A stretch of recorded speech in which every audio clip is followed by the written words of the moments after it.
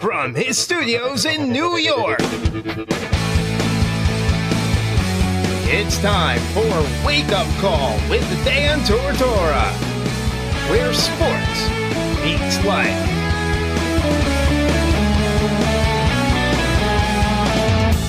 Here's your host, Dan Tortora. Welcome here to Wake Up Call with Dan Tortora on wakeupcalldt.com, your one-stop sports shop, and on mixlr.com/wakeupcalldt. We're live from Brooklyn.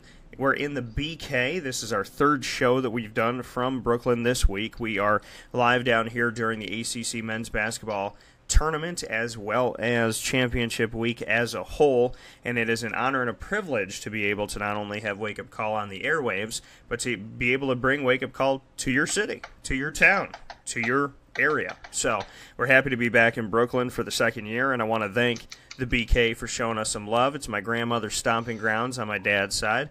So and Atlantic Avenue, where the Barclays Center is it's the same street that she grew up on. It's a very long street, goes all the way to the airport. But Grandma grew up on Atlantic Avenue, so shout out to you, Gammy, and I love you very much. With that being said, let's jump into the morning menu because there is a very, very hefty amount of interviews we're doing today. Here on Wake Up Call with Dan Tortora, Monday through Friday from 9 a.m. to 11 a.m. Eastern Time. We like to start off the show by giving you our menu of topics. The morning menu, that is. Live now with the morning menu is Dan Tortora.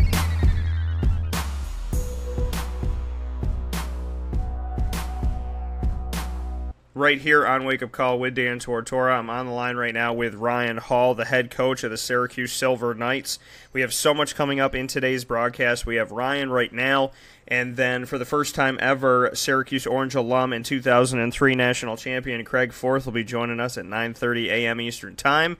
And then throughout the show, you'll hear from Louisville's Ray Spalding and Dwayne Sutton, Terance Mann of FSU, Allerik Freeman of NC State, Jerome Robinson and Kai Bowman of BC, TJ Gibbs and Rex Pflueger of Notre Dame, Justin Bibbs of Virginia Tech, and Paschal Chukwu, O'Shea Brissett, Matthew Moyer, Barama Sidibe, Frank Howard, and Tyus Battle of Syracuse, as well as DaJuan Coleman at 10:30 a.m. Eastern Time. So to say the show is jam-packed would be an understatement this morning, and I'm happy to start things off with the Syracuse Silver Knights and the fact that they're going to the playoffs. Ryan, how you doing today? Doing great, thank you. How are you? Doing very well. And Ryan, I know that you and I are used to being up on the broadcast together, and things have gotten a little crazy and busy for you with the Silver Knights, with work in general, with Syracuse futsal. Just what you can say about juggling everything right now and just how things have been going for you. Just like you said, things have been extremely chaotic between my normal 9-to-5 job and then the Syracuse Silver Knights, and then trying to start up futsal in this area, and then coaching youth kids for the Syracuse Development Academy. It's just not enough hours in the day, as I'm sure you know, but I enjoy every minute of it, and I'll sleep sometime in July. And you've been missed here on the broadcast, so I'm happy to have you back and spend some time with you today.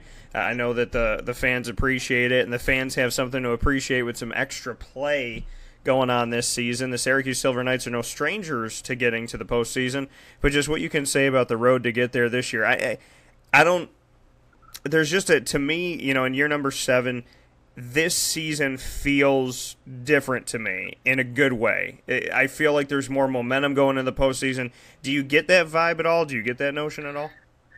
Yeah, absolutely. Like last year we missed the playoffs. There was a lot of trials and tribulations last season, a lot of turmoil internally. Heading into this season, there was a lot of uncertainty. So we lost a couple of key players, a lot of high scorers. We had a lot of young guys coming in. But, like you said, there's just this weird aura around this team. They're very positive, a lot of high energy. There's been a never-quit attitude. And, even though we finished the regular season 13-9, which is, the most wins in franchise history, those 9 losses, there's maybe only 2 that were more than 1 goal. So we've been tight in every game. There's a lot of momentum, a lot of positivity heading into the playoffs. And just what you could say about, the way that the team gutted out some wins this year. Sometimes the ball hasn't bounced the Silver Knights' way. in recent seasons. But, this team playing games very close, like you had just, mentioned some of these games that, come down to the wire and whatnot. The Silver Knights were able to get some victories in these situations, maybe win some games that didn't fall their way in the recent past, like I was saying. Just what you can say about, what you attribute that to and how these games turned out in favor of the Silver Knights as opposed to, sometimes in the past where they didn't fall your way. Yeah, for me personally, I think winning or losing is a mentality. You get into losing streaks, and you give up a goal, even though you might be winning. You give up a goal, and everyone's doubt creeps in that, oh, here we go again. We're gonna lose the game, this, that, and the other. So it's the same with winning. These guys have believed since day one that we could make the playoffs. We could make a run at Baltimore, who was the heavy favorites preseason, and that's a mentality. And so there's been situations in games where games have been tied. One goal up, one goal down, and these guys have found ways to put the ball in the net as opposed to previous years where, they seem to just go through the motions because they had that notion that they were going to end up losing. So it's definitely a culture change. It's a mentality, and these guys have really stepped up to the plate this year. Speaking here with the head coach of the Syracuse Silver Knights, Ryan Hall, what would you attribute to that culture change? What can you kind of put your finger on that helped change the culture this season? I don't think it's one specific thing. But I do, if I had to just pick one, it would be the trials and tribulations of last season. We were loaded talent-wise last season, and just the pieces weren't put together. Guys, whether their talents didn't sort of fit together in that puzzle, if maybe personalities off the field didn't quite, there wasn't as much cohesiveness. So at the end of the season, everybody took a couple of months and really regrouped. Refocus, figured out, if this is what they wanted to do, if they wanted to come back, and we invited those back to the season that we thought would be a good core, and then of course it doesn't hurt that the young guys to the team this year have really stepped up, and but I think that bitterness from last year and how disappointing the season was is what is the biggest asset and contribution to this season's positivity.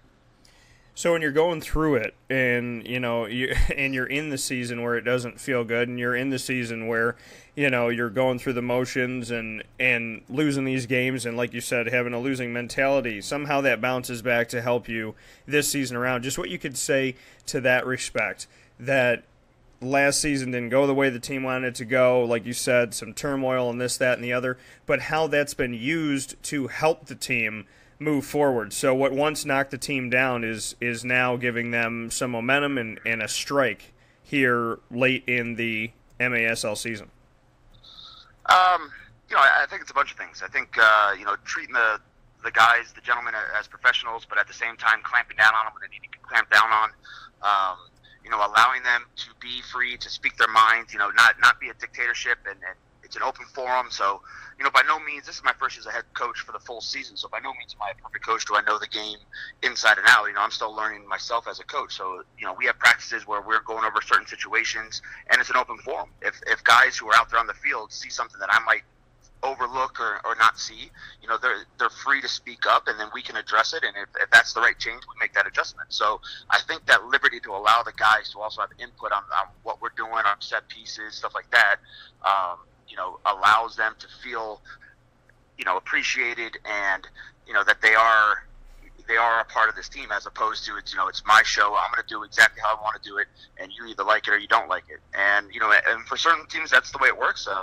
But with this group of guys, I think it works better, especially, having played with a lot of them, having been in the league a lot of years, this is what's working right now for this group of gentlemen. And when you have that, like you said, it's not a dictatorship. You let guys feel that they're important. You let them be a part of something. Just what you could say about, why that decision was made and why you felt like that was the right way to go with this team this year.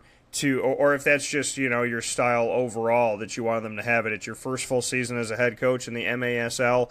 So, just what brought you into the dynamic that you wanted to have with the team to let it be an open forum and let them have a discussion. And, yeah, you have to clamp down when you have to clamp down, like you said, but to be less of a dictatorship and more of a democracy, so to speak.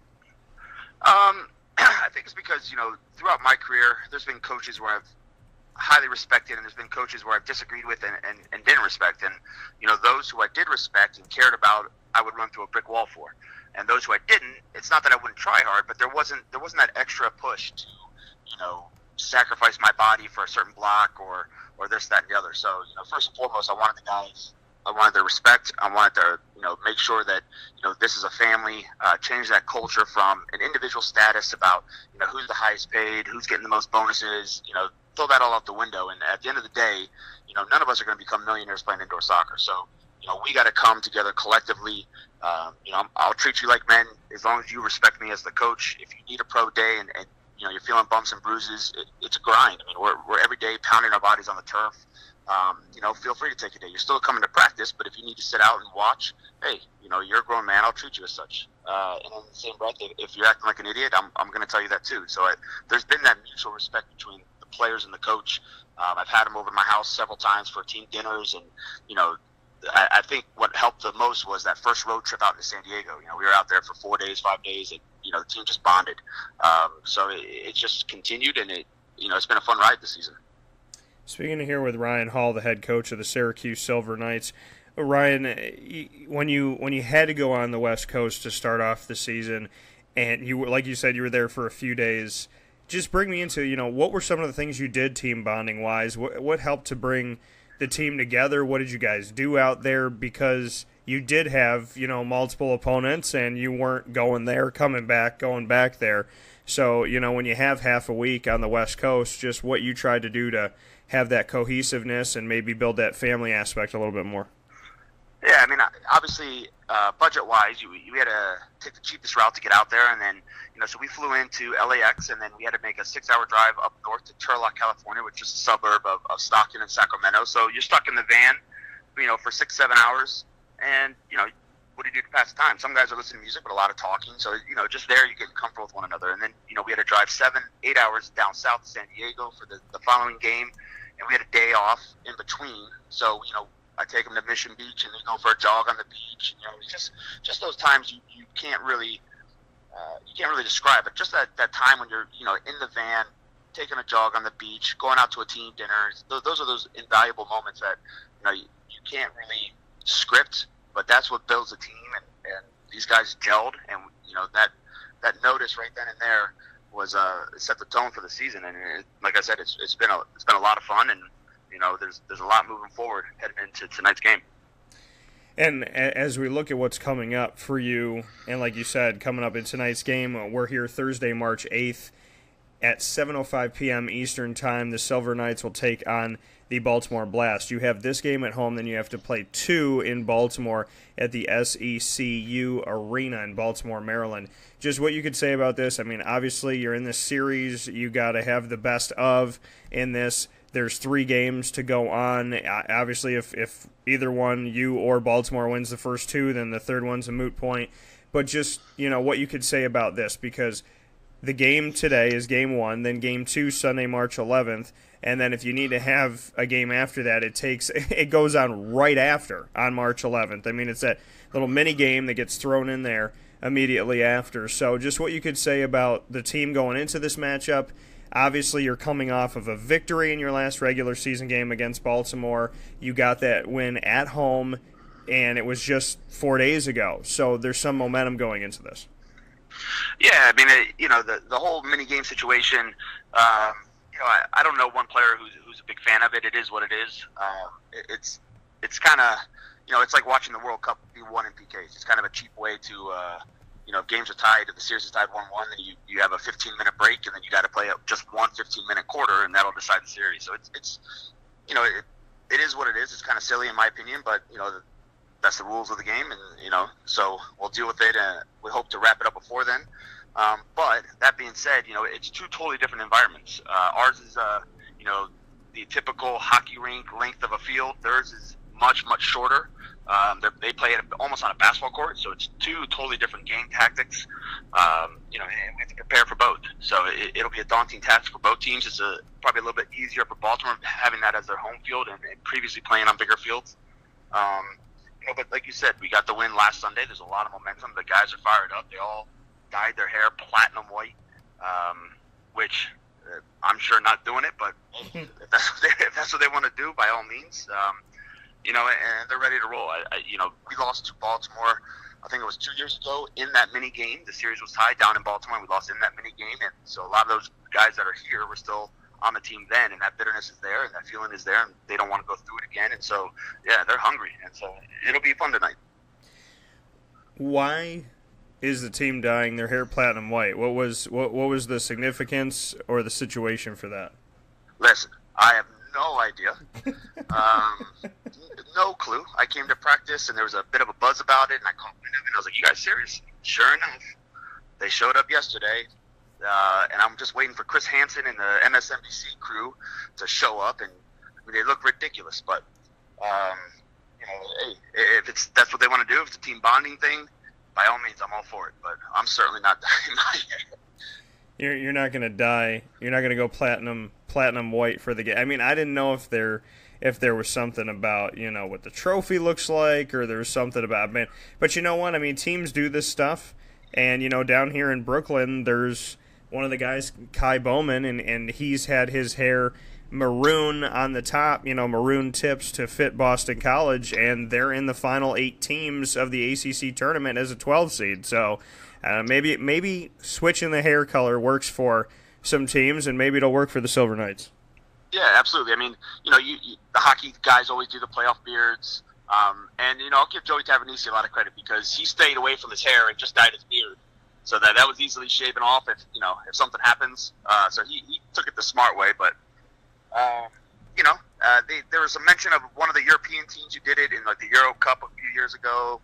But hey, as long as they're all on board, that's just more team bonding. That shows how tight knit group up this is to get some of these guys who care more about their hair than anything else to dye their hair platinum white. I'm all for it. And and like you said, we talked about the mini game a little bit, and don't knock PKs in the World Cup because Italy won that way. But because I was very happy. But when we look at the situation, Baltimore is always the big bad wolf, and they're in they're in your division, they're with you all the time. You're constantly trying to find a way to be in the top 2, and they're that number 1 team, and then Syracuse Silver Knights are fighting to be the second team. Baltimore every single year is relevant. Every single year brings a lot to the table. What can you say about this year? Because you know what it's like to face them in the playoffs. You know what it's like to be in the crunch time. You know what it's like to push it to the mini game. So just what you could say about Baltimore being on the other end and how you've played them this season, and if that gives you any notion that you're playing them better now than you've played them before. Yeah, I mean, I think of the Baltimore Blasters and the New York Yankees. They're always, like you said, the big bad wolf. They're always the heavy favorites. They won the championship last year. They're always the pinnacle team that everyone's chasing. However, teams outside of that, they learn from that. They study film, and they start to close the gap. Now, Danny Kelly's done a great job. They lost their star goalkeeper, William, and, Joey Capinos has stepped in, and they really haven't skipped a beat. So, credit to the players and Danny Kelly. But that being said, we always face Baltimore in the playoffs. We always end up on the wrong side. So these guys who have been around for 6 years, 7 years are over it. I mean, truthfully, they're just over it. They're tired of it. They're hungry. They're sick of getting to the playoffs and then heading home in the first round. So they know these guys really well. Baltimore is a very talented technical team, very organized, well-disciplined, but so are these guys. And the one wild card that we have is that these guys are hungry. They're the underdogs. They got nothing to lose. All the pressure's on Baltimore. These guys can just go out. They can play. They can go at these guys. No one expects us to win. So, we have that in our favor, that these guys can come in loose. And I think it'll be a good show tonight. When you look at the fan base and their support over the years, this is year number 7, just what you could say about the fans and what they've done and what they've been and what you're hoping for them to be in tonight's situation. The fans have been incredible. I mean, and this is part of the reason why these guys do it. It's certainly not for the pay. It's for the competition, it's from the camaraderie, the locker room guys, and then it's for the fans.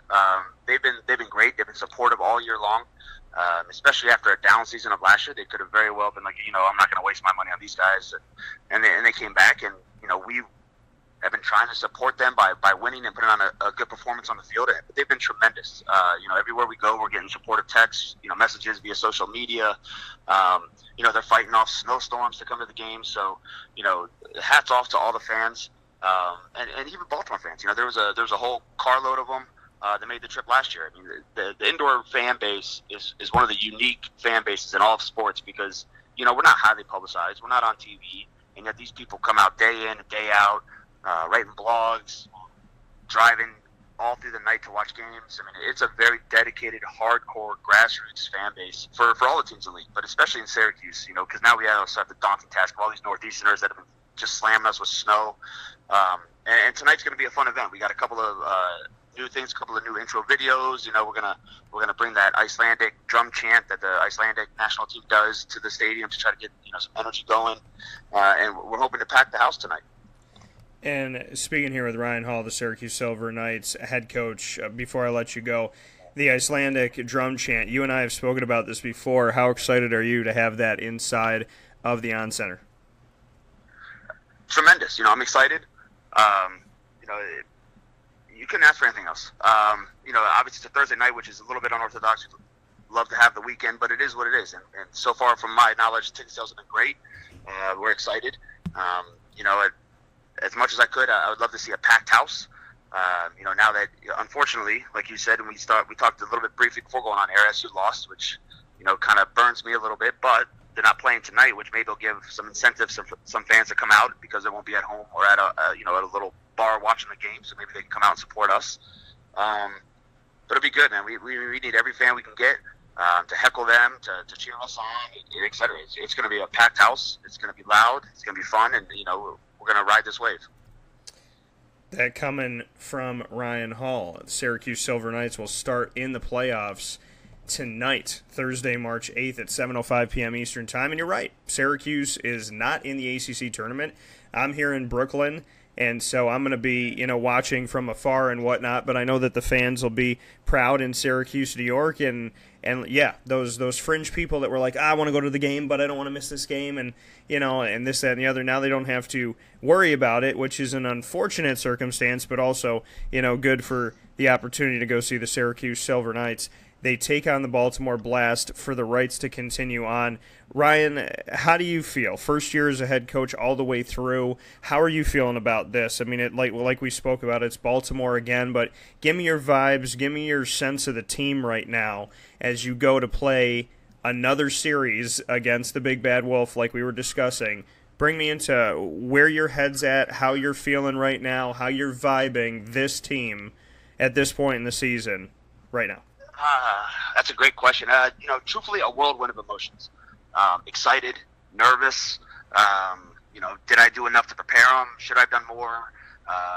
Just anxious, anxiety. I mean, it depends on the minute. I'm trying to stay busy at work, so I'm not thinking about it too much until, I get over to the stadium and then I can start crunching down. But, how can you not think about it? So I'm excited. I want to get there. I want to get this going. I know the guys are ready. But yet, at the same token, I haven't had a moment really to sit back and think about the entire season as a whole, and maybe I will reflect on that, after a couple of weeks postseason after we hold up the Ron Newman Trophy. But right now I'm just anxious. I just want to get there. I want to get this going, and this downtime is what's killing me. And, it's an interesting vibe because going from a player to now the coach, you sort of have a helpless feeling. You can prep them all you want, you can yell as much as you want on the bench, but you're not out there. And as a former player, that eats you up. And I'm sure other coaches and other players know that exact same feeling. But I'm excited for these guys. These guys are ready. These guys deserve it. The crowd does. Syracuse does. All the fans that come. The organization does. This is a good moment, and I hope the guys enjoy it. But I hope they also take advantage of it.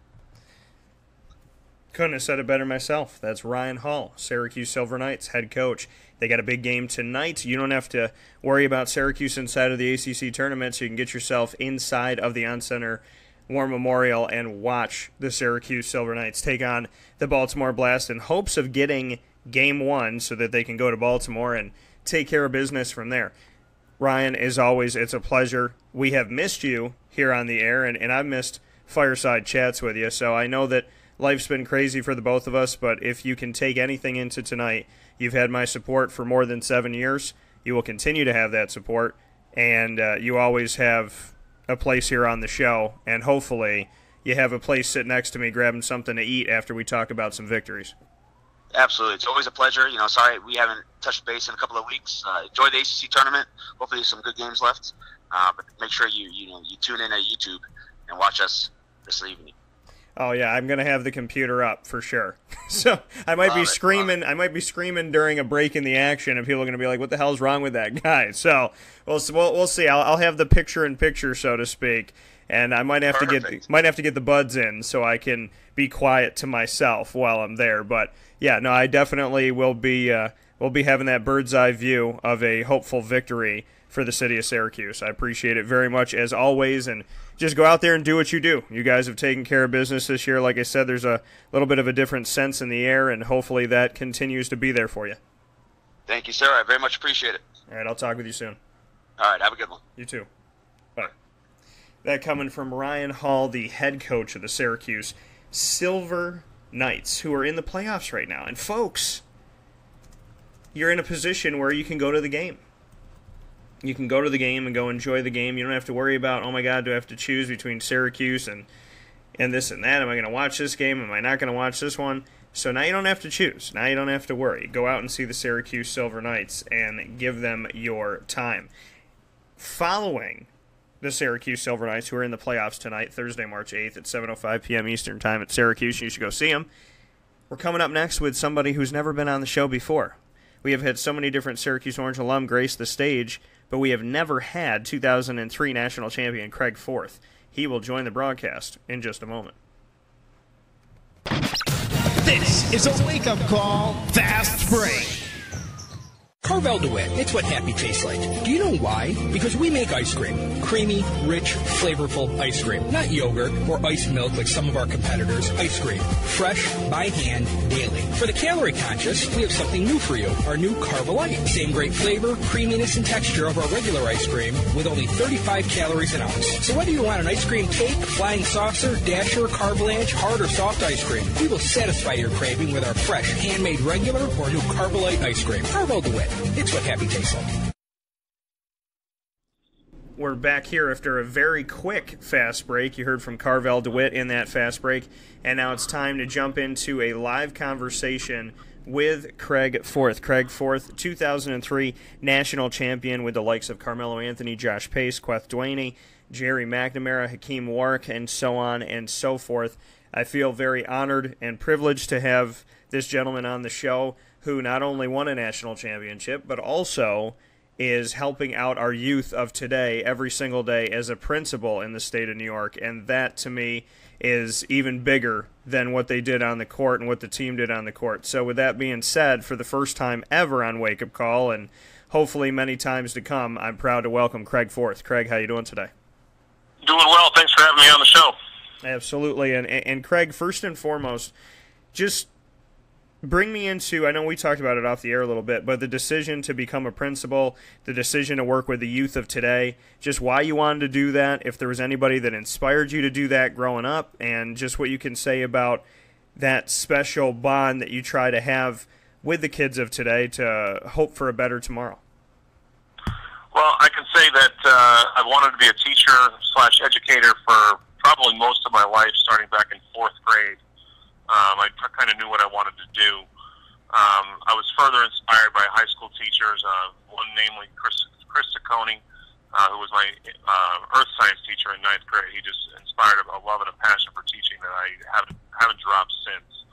As far as the decision to go from being a 1st grade teacher into becoming a principal, I think the biggest thing for me is I wanted to affect widespread change instead of just being able to affect the 24 kids that were in my class. Don't get me wrong, affecting the 24 kids was fantastic, but being able to make decisions that impact kids on a daily basis definitely is an awesome feeling. And so you have that opportunity. How do you feel it's gone? I mean, what can you say about the challenges? Because there's challenges on the court, but there's challenges in the classroom and challenges as a principal. Just what you can say on how you were challenged in the basketball world and now how you're challenged in the world that you're currently in. Well, obviously basketball comes with its challenges. You got to fit into a team dynamic. You got to perform on the court. You got to do a bunch of different things, athletically that not everybody can do. Transferring over, I think the work ethic that I developed throughout the course of my my career as an athlete has transferred over to my career as a principal. Always the last one here, always the last one leaving. Not the last one here, but I'm always the last one leaving from going to get things done around the room and getting things done around the school. Just trying to inspire kids and inspire my teachers to do their best based on what I do, lead by example, etc. And there are some challenges here. There are some definite challenges. We have an interesting dynamic of haves and have-nots in our district, and it's a weird dynamic trying to figure that out every single day. And I teach in a middle school, so you can imagine the hormones and the attitudes and the feeling, typical 11 through 13-year-old feels every day. So every day is a challenge. Every day is not always easy to navigate. And when we go from those challenges and what you've had to go through to get to where you are right now, just what you can say about how you can maybe take some of those basketball moments, some of those sports moments, and apply them to the life that you're in now, apply them to the adversity. Because I think adversity in any nook and cranny of life can be utilized to help you down the road. So how can maybe basketball help you at this point? Well, I don't often play anymore, and there's a reason for that. Obviously, up here it's hard to find a good game, but in terms of using what I've learned through basketball, I go back to work ethic, and I go back to getting in the gym. I remember my junior year walking in, and Mookie Watkins was walking in after me, trying to obviously take minutes away from me, take playing time away from me, which any freshman would do and any athlete would do in such a high level collegiate sport. And I remember getting down into the gym and saying, you know what, I'm gonna put my nose to the grind. I'm gonna work out harder. I'm gonna practice harder on the hook shots and on the layups, etc. And just make myself a better all-around athlete. And I think that served me well at that point to keep some minutes and continue to start for the team. But transfer that over to what I'm doing now. Getting here early, doing what I'm able to do in the office in order to get prepared for the day, long-term planning, that type of thing. And it's really just looking for the challenges and being able to adapt. And I think that's one of the biggest ways that basketball has influenced my life. And when we look back, speaking here with Craig Forth of Syracuse men's basketball history and obviously the 2003 national championship, Craig, just what you could say about your time back then. I mean, you and I have never gotten to speak about this, so I know that the moment, I'm sure, was absolutely amazing and tremendous, but just what you could say about what you remember the most now that you've had time to look back on 2003. Just what comes to mind the most for you? What's top of mind when I speak with you on the 2003 national championship? Well, obviously everybody remembers Carmelo, and he was a fantastic player at that time in the the collegiate realm, and he dominated the boards and dominated the scoring. And he was just a fantastic player to play with. But in terms of overall team dynamics and overall team just camaraderie, I think that that stands out the most. I remember when we were all, prior to the championship game, we're all snapping towels in the locker room and fooling around and having a good old time with really nothing to lose. I mean, we've made it that far. We were a bunch of sophomores and freshmen, and I think we only had one senior at the time, and Jeremy McNeil and Quet Laney. I'm sorry, Jeremy was a junior at that time. Sorry. But just being able to have that fun and remember the fun. Everybody was, not everybody was tight, and everybody was loose. We're ready to rock and ready to go out there and give it our best. I think that showed on the court. And when you get out there, like you said, you had nothing to lose and everything to gain from being out there. Syracuse seems to be that team that's consistently counted out. In the 2003 national championship, I had told you off the air that I chose Syracuse to win the championship, and I was one of two kids, and, I'm sitting at the cafeteria and getting laughed at by people all the way through, and ended up being right in the end, and then those are the same people that are slapping hands with everybody, and I told them to put their hands down. But with that in 2003 to the team in 2016, another team that I thought had something to give and life to it that didn't get a lot of respect. I mean, Syracuse seems to just be that squad that when you get to that point, when you get far, when you reach what you want to reach on the court 9 times out of 10, there's not an expectation that Syracuse is going to be the team there, yet you find a way. Just what you could say about, that notion and getting there even when maybe the world or a lot of people in the world don't think that that's going to happen. Well, I would say that, you talk a lot about adversity and building through that. You can't listen to the commentators, you can't listen to the people who are making up the brackets prior to the brackets even being put out there. I remember the night before the championship watching ESPN and having, every single announcer, save for one, say that Kansas was going to beat us. So watching that, listening to that, obviously it gets you hyped. You want to go out there, you want to perform your best, you want to do what you're capable of doing, and you want to do what's, you want to bring home a championship for the team.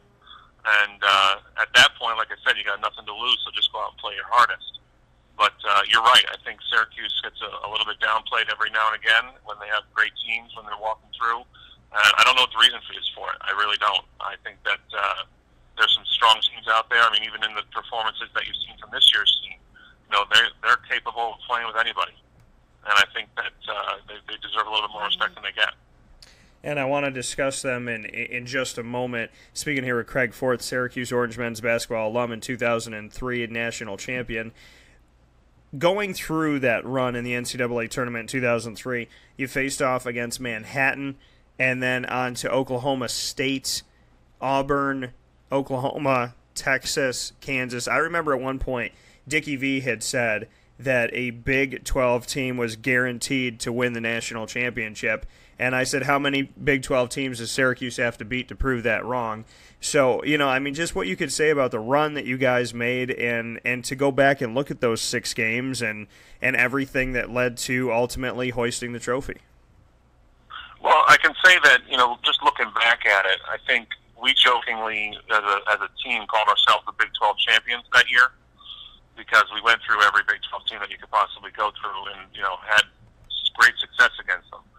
I think our defense was extremely solid throughout the entire process. I think, I look back to the Oklahoma State game where we're down 17 walking into halftime, and Jeremy McNeil comes into the game and blocks every shot in the gym in the second half and brings us back from, that deficit to win. You kind of got a feeling you were going to go forward from there and you were going to have some great success. Auburn and Oklahoma, obviously, we had some tight games there, but again, defense won out. We were able to shut down their best players, and we were able to pull out a key victory in both squads. And then Texas was just a powerhouse that year. I mean, we were lucky to get by them as far as their strength. I mean, they beat Connecticut that we weren't able to beat throughout the course of the year, and it was a tough matchup for us. But again, we pulled that one out. And then watching Kansas just dismantle Marquette, in the Final Four. Obviously there was some trepidation there. I believe there were 3 guys that went pro off that team, and just solid college athletes that were there. And it was mostly seniors, mostly juniors for them, and sophomores and freshmen for us, like I said before. And we just played like we had nothing to lose, and it was a good feeling. But yeah, we felt like the Big 12 champions after the whole thing was over. And and that's a very interesting statement. Feeling like the Big 12 champions because of everything that you ran through and what you were able to do. Bring me into the locker room and the feeling on this team. I know you said, you're watching the discussion and people trying to tell you what the bracket's supposed to be before the brackets come out and who's in it before they're even in it. And then, everybody, sans one in the broadcast you were watching, picked Kansas to win the national championship. Just, that's all going on. But what's going on in the locker room? Bring me into the locker room. I know you said you guys were snapping towels and laughing and whatnot, but just bring me into maybe some of those moments that stick out to you with the guys and just how life was in the locker room, because it starts there And it starts with that bonding and that culture and that camaraderie and that connection that breeds success on the court. So just what you can say about what was going on there. Well, I also think it's a little bit beyond the locker room, because I remember very clearly the year before when we weren't picked to go to the NCAA tournament, and we ended up in the NIT, and the downtrodden feeling we had in the locker room, and basically how terrible it felt that you just play the games. I mean, being in the NIT versus the NCAA is a completely different ball game.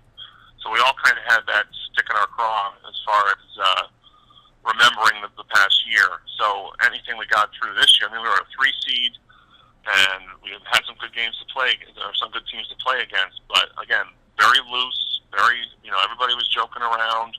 I mean, we got serious when we needed to get serious. Don't get me wrong.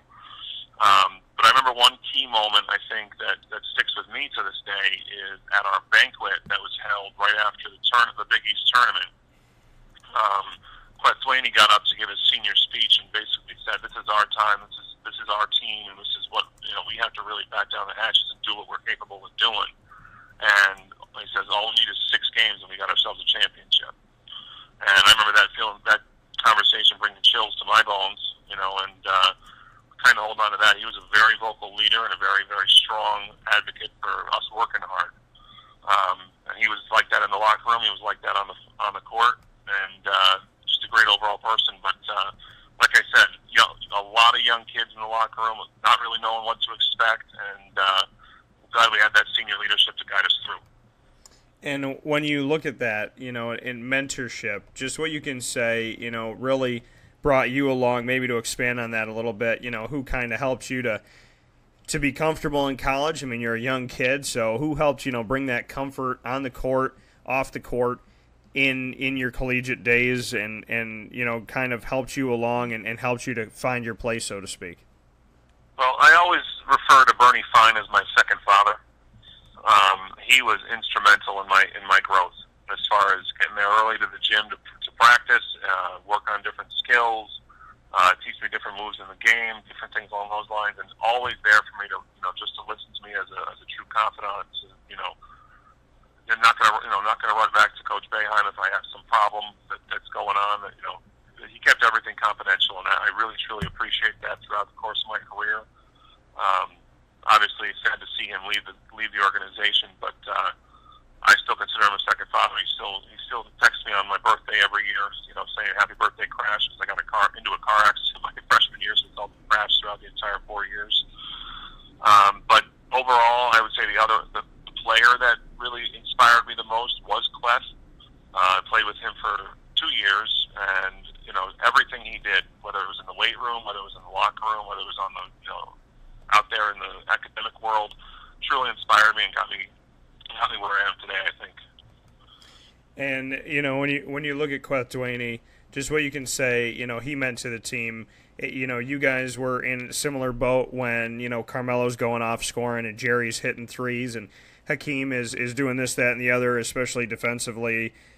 Some people get lost in the shuffle of the conversation, and I always feel like it's part of my job to have the conversation and include everybody and go down the line and say Jerry, Queth, Carmelo, Hakeem, yourself, Billy, Josh, Jeremy, Matt, Andrew, Rennell, Xavier, Gary, Tyrone, Josh, everybody that was on the team, whether you're a walkout or not, is a piece of this puzzle, so to speak. Absolutely. Absolutely. What can you say about the piece of the puzzle that Queth was? Because I remember going back to some of these games where, he would just, pull off a steal, step in a passing lane, and just hand the ball off and be like, "Here you go, guys. Let's get it moving." So it wasn't the glamorous statistics, but he did things on the court, and he had his purpose, and he had his place.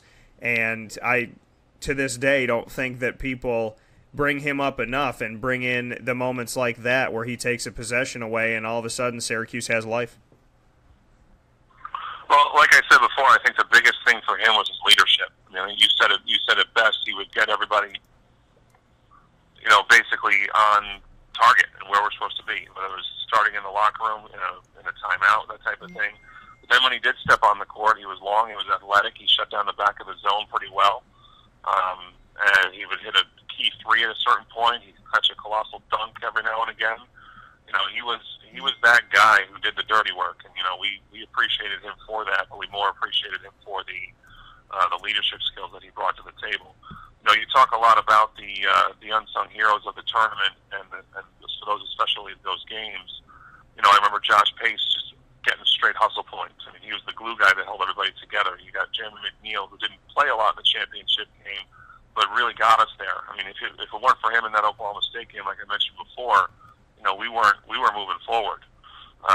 So you got to think about all those pieces, and then these guys, these walk-ons who are able to give up their bodies throughout the course of the season for absolutely no reimbursement and no reward, and just help make us better players. I mean, you got to have all kinds of respect for that as well. So, from top to bottom, I think that team had everything it needed to obviously win a championship. And I don't think we realized it until late, but I know Clef opened our eyes and got us working, and then he stepped up in key moments in the games that followed.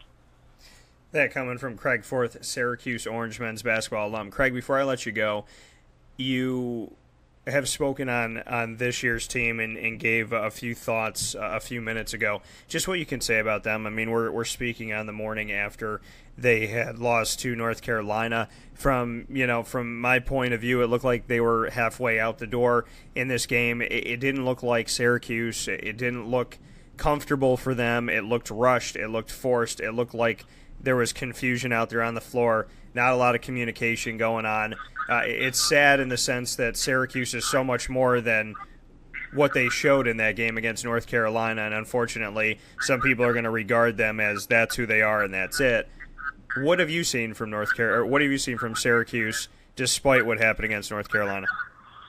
Well, I think if you get everybody on the same page at the same time, you saw in the Wake Forest game where you had, Chukwu with 14 points, and then you had Dolajai with a good 20 points, his career high. If you get everybody firing on the same cylinders, then you're going to have some success. Obviously, O'Shea Brissett is a fantastic player out there. He's a worker. He's that kind of guy who just scraps the entire game. Battle is a fantastic offensive player. Howard, another one. I think you got two guys in the backcourt that are phenomenal. And when all five are on target, you're looking at some pretty decent ability to score and some decent ability to defend. In terms of their moving forward, I don't want to make any predictions whether or not they're going to get chosen for the tournament or not, but I think that they deserve a shot in terms of their ability to play against big teams. I don't think one game against North Carolina determines their entire season where they've gone against the best and beaten some of the best. And they have had a lot going on this season. They won at Miami, they won at Louisville, they won at Georgetown, who I know has been up and down since they defeated Buffalo at home, who's a good team. They defeated Clemson, they defeated Virginia Tech. The issue I think that they're in right now is the fact that Notre Dame still has life, BC still has life, Louisville still has life. So there's that factor to it that the committee can look and say, well, they all advanced to the quarterfinals and Syracuse did not. However, Syracuse got to 20 wins, and you're gonna hear the discussions live this morning with the guys from the locker room when I sat down with a bunch of them, with 6 different players, and we all discussed how this 20-win season was a very, very difficult road to get there, and a lot of heart to get there, a lot of striking and pushing to get there, with 5 guys, 5.5, 6 guys going up against teams. I mean, they lost in double overtime to Florida State. Florida State had 45 points from their bench. Syracuse had 9. So, you look at this season, and I feel like it's not stated enough because everybody wants to look at the record, but this Syracuse team got to 20 wins when on paper and with a lack of depth, maybe people were thinking 9, 11, 12. So, I mean, I think irregardless of what the committee's going to do on Sunday, we have to look at the fact that, this Syracuse team gutted out wins, and they put themselves in history, at least in my opinion, for being one of the strongest teams to take a bunch of waves of adversity and find a way to keep swimming in the ocean, so to speak. Well, and also think about who they're playing against. I mean, you got Duke, you got North Carolina, you got Clemson, you got some solid teams in that ACC, and I just can't speak enough to seeing how they played and how they held different teams to, low-scoring point totals that were not seen before. You know, the fact that they're, last night notwithstanding, I think most of their games, they held teams to 66 points when they were scoring 85. And I think that that's, again, the signature defense that Bayheim put out there on the court to speak to how solid they are as a team and how they given the chance, they could make a run in the NCAA tournament. But obviously, I'm not on the committee and I don't make those decisions. But I think they've played hard all year long. And you got to give them credit for doing that. And again, getting the 20 wins in a tough ACC arena is incredibly difficult in any time. And when you technically only have 5 players that can really go out there and contribute, it makes it even harder. If he had a bench where he can sub 5 in, 5 out, and still have the same kind of ability level and still compete, then we're talking about a completely different season, I think. But with only 5 guys, and admittedly, I saw an interview with him I think it was a couple nights ago. Only having 3 guys that Bayheim says can score and nobody else can, you're going to be at a disadvantage throughout the course of the season, the entire time. And I think even with that, they've managed to pull out a pretty decent season. That coming from Craig Forth, Syracuse Orange men's basketball alum and 2003 national champion. Craig, as always, and I know you spent a few more minutes with us this morning, I appreciate that. But I want to thank you for being a part of the show, and I'm happy to finally get you on the broadcast here on Wake Up Call with Dan Tortora, and I very much look forward to speaking with you again, and even more so than that, I look forward to the off-the-air conversations, because I think what you're doing for the community and how you're trying to do it as a principal is something to appreciate, and definitely I want to learn a little bit more about. So thank you for what you're doing. And you're also a father of 3, so shout out to you for that. That's right. And, with everything that you do, I appreciate it. I appreciate you being here, and I look forward to plenty of conversations coming up. Sounds good. Thanks for having me on. All right, take care. I'll talk to you soon. All right, take care. Bye. That coming from Craig Forth once again. Craig Forth, Syracuse Orange men's basketball alum and 2003 national champion. We're going to take a quick, fast break. Folks, there's so much coming up in the morning menu of today's show. Would you like to know how crazy this show is? Good, I'll tell you. So we were joined to start off the show live with Ryan Hall, head coach of the Syracuse Silver Knights, who have a playoff game against the Baltimore Blast tonight. They're trying to win the game at home and then win the game on Sunday, the first game, so that they can move forward in the MASL playoffs and so that they don't have to play the mini game against Baltimore. You heard from Craig Forth just now, right after Ryan Hall, whose team's going to the playoffs. So Ryan Hall, Craig Forth, coming up in just a couple moments. Terance Mann of Florida State, Allerik Freeman of NC State, Justin Bibbs of Virginia Tech, Ray Spalding and Dwayne Sutton of Louisville, Jerome Robinson and Kai Bowman of BC, TJ Gibbs Jr. and Rex Pflueger of Notre Dame, all one-on-one conversations that I had with them down here in Brooklyn following day 2 of the ACC Tournament. Then we'll go live with Syracuse University alum and men's basketball alum DaJuan Coleman. Following day 1, we will end the show with Paschal Chukwu, O'Shea Brissett, Matthew Moyer, Barama Sidibe, Frank Howard, and Tyus Battle in a very special Through the Looking Glass. All of that is coming at you today in just one episode of Wake Up Call, because we push the term in a good way, and we make it happen. Right here on mixlr.com/wakeupcalldt. Let's take a quick, fast break, and let's come back with some one-on-one conversations from the ACC Tournament. This is a wake-up call fast break. Clothing that will change with you without you having to change. DreisigLady.com, DREISSIG Lady.com. With the Bamboo line Relax Fit clothing as well as the Athletic Fit clothing, DreisigLady.com is fit for any woman, any time of the day, anywhere. Whatever you're doing, whatever your day commands of you, command yourself to feel comfortable in Dreisig Lady Apparel. DREISSIG Lady.com. For all the women out there, feel good in what you're wearing. And don't feel like you have to constantly change throughout the day. Whether you're a stay-at-home mom, a business owner, going for a jog, going for a meeting, or just relaxing at home, DreisigLady.com is the right fit for you. DREISSIG Lady.com. Syracusesoccer.com.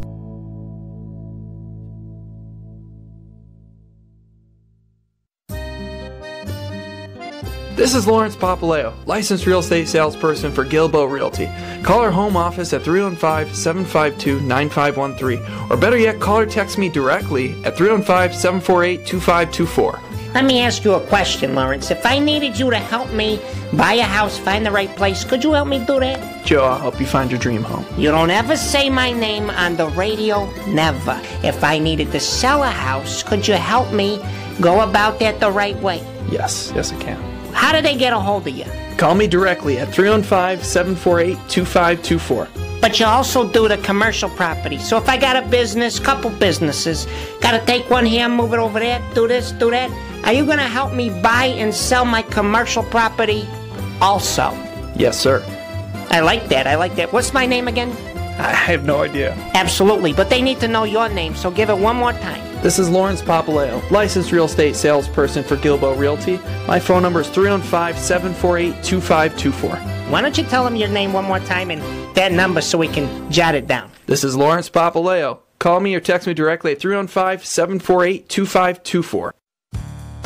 Muddy Waters Kitchen and Bar is your home on the water for every season. Join them on Wednesdays for all-you-can-eat wings, chicken thighs, and drumsticks from 3 to 9 p.m. And on Thursdays, join me, Dan Tortora, for live game show night, a new night out unlike anything you've played before in Central and Upstate New York, every Thursday at 7 p.m.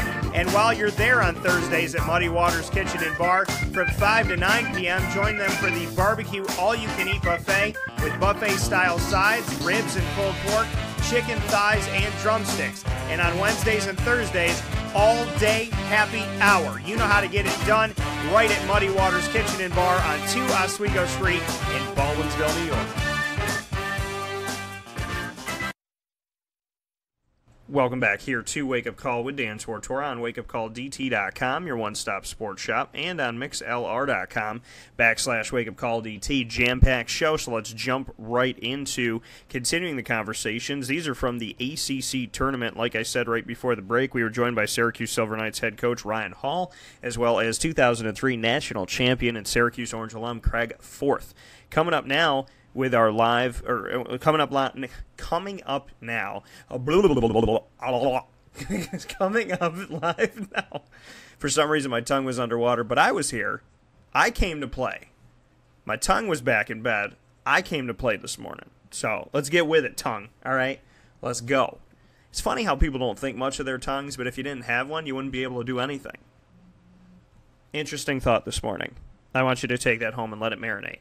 With that being said, ACC Tournament one-on-one conversations you're going to get every single day that we're down here at the ACC Tournament live from Brooklyn for Wake Up Call with Dan Tortora on mixlr.com/wakeupcalldt. Tell your friends. First and foremost here, coming off of the second round, we're going to go to Terance Mann, who had his team down 25. They were down by 25. And they just kept fighting. From down 25 to down 6. Just what he can say about the fight in his team, despite the loss. It just shows that we have a lot of fight. We weren't trying to go home with a loss. We dug ourselves a hole in the first half. We were just trying to get out of it. What can you say about how they started it and just what they were doing right against the defense? They were just hitting their shots and we weren't. That's pretty much it. They hit their shots and they were tough shots and we were missing ours. Phil Kofer had 9 points in less than 2 minutes, had 3 big-time threes in a row. Just what you can say about what he's meant to this team. Oh, that's big time. He's been big time for us all year. And he really improved his jump shot and helped us all year. I know that this obviously isn't the way that you want to go out of it, but just what you can say about the fight in this team, that you guys made it a game down the stretch. We always have fight. We have fight all year. Whenever we get in situations like this, we always look to fight back, and it's always positive words being said when stuff goes bad. What is the coaching staff? What does Coach Hamilton say to you after this? Stay positive, get ready for wherever we end up playing next week, whatever it is. What do you think about what you've done up to this point as far as this team, if you feel like you're deserving of a spot somewhere? I think we're definitely deserving of a spot. You know, we beat a lot of good teams. We kept close with a lot of good teams. So, you know, I think we're definitely deserving. And finally, from me, the ACC, just what you can say, being inside of this conference with your team and 14 others, and any given night, anybody can beat anybody. Yeah, I mean, that's just how it is in this league, man. It's been like that since I got here. Anyone can beat anyone on any night, and it's a good league, and you got to be ready and locked in every night. That coming once again from Terance Mann of the Florida State Seminoles, whose team lost to the Louisville Cardinals. Louisville, the 9 seed, Florida State, the 8 seed. Louisville has a rematch with Virginia to start off today in the ACC quarterfinals down here in Brooklyn, and I can't wait to see that game because I think Louisville is going to give them a run for their money. Virginia is a very, very tough team, and they had to, but at the same time, Louisville, who is the 9 seed in the ACC tournament this season,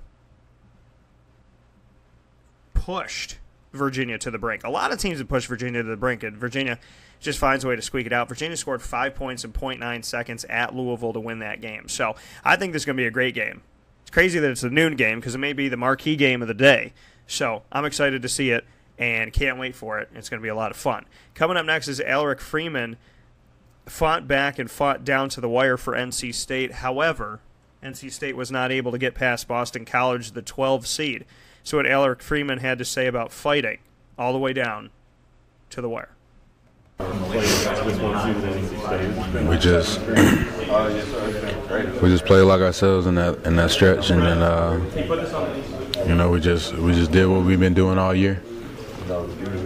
What was it about the first half? Did you guys feel like you weren't playing your game necessarily? Did you feel kind of not like yourselves in the first half? Yeah, 100%. Just, you know, the first game is always the hardest, and of any tournament you play, you know, just getting used to playing in the atmosphere and everything, and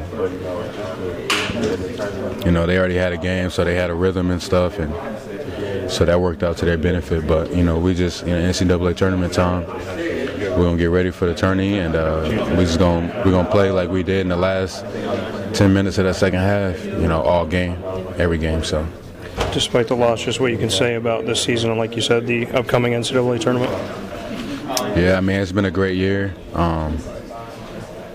know, just really enjoy playing with the guys. We really enjoy playing with each other. I think we've I wouldn't say we've overachieved as far as our expectations, but I think we just surprised a lot of people. You know, we easily could have been third. Easily could have our first game tomorrow. You know, we dropped a game, but you know, we dropped this game, and that's how it is. That's how basketball is. So.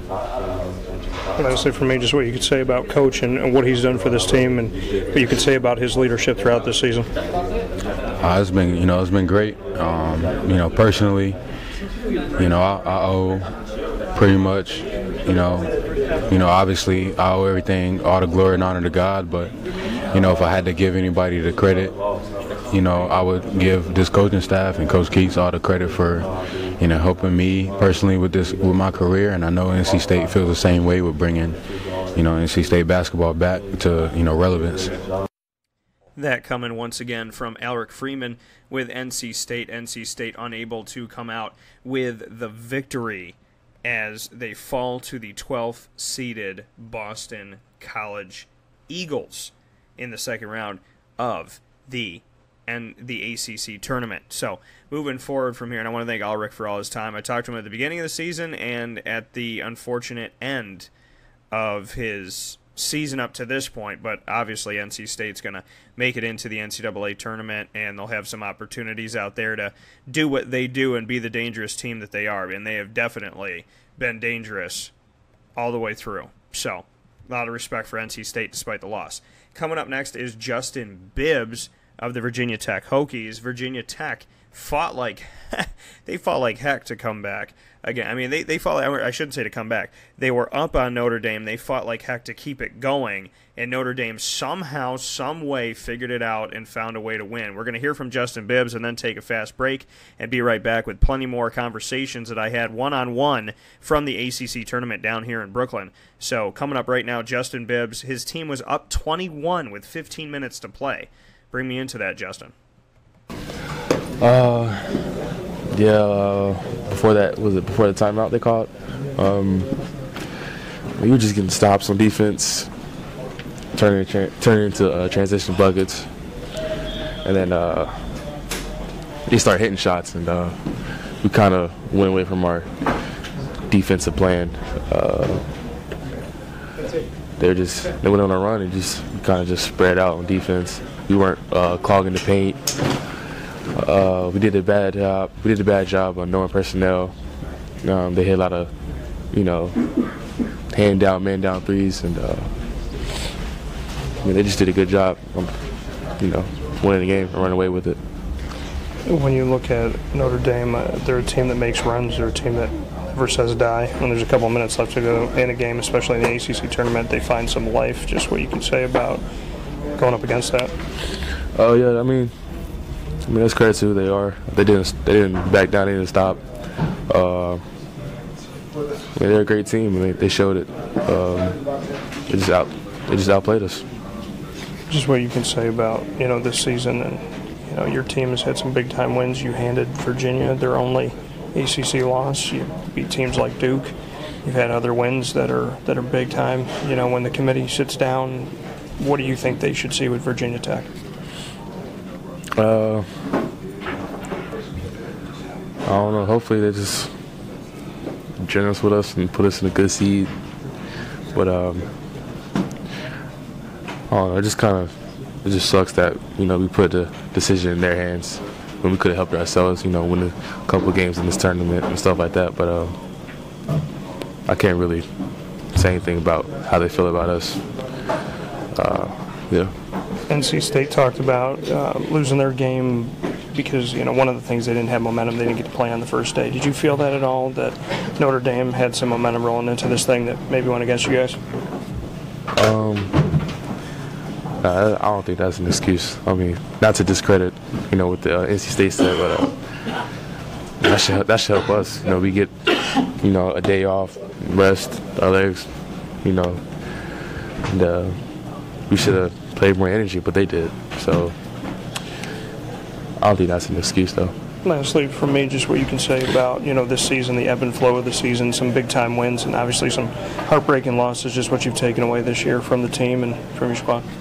Win or lose, the different types of losses, different types of wins. We just stay together. We don't give up. We learn from every situation, even this situation, and we'll be ready prepared next time we get on the floor. This is a wake-up call, fast break.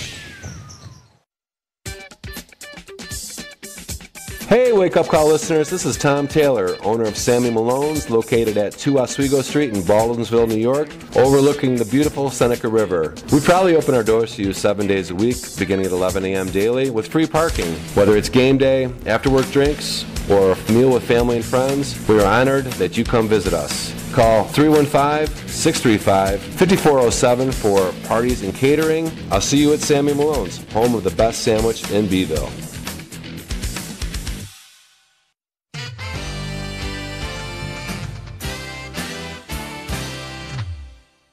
Hi, this is Domenico Vitali, owner of Giovanni's Formal Wear, where you look great and feel even better with our renowned tailoring and alteration services on any suit or any tuxedo from anywhere. Call 315-455-8729. That's 315-455-8729. Stop in locally on Route 11 in North Syracuse, next to the Ponderosa Plaza, where you can choose your style, get fitted, and tailored, all at Giovanni's Formal Wear.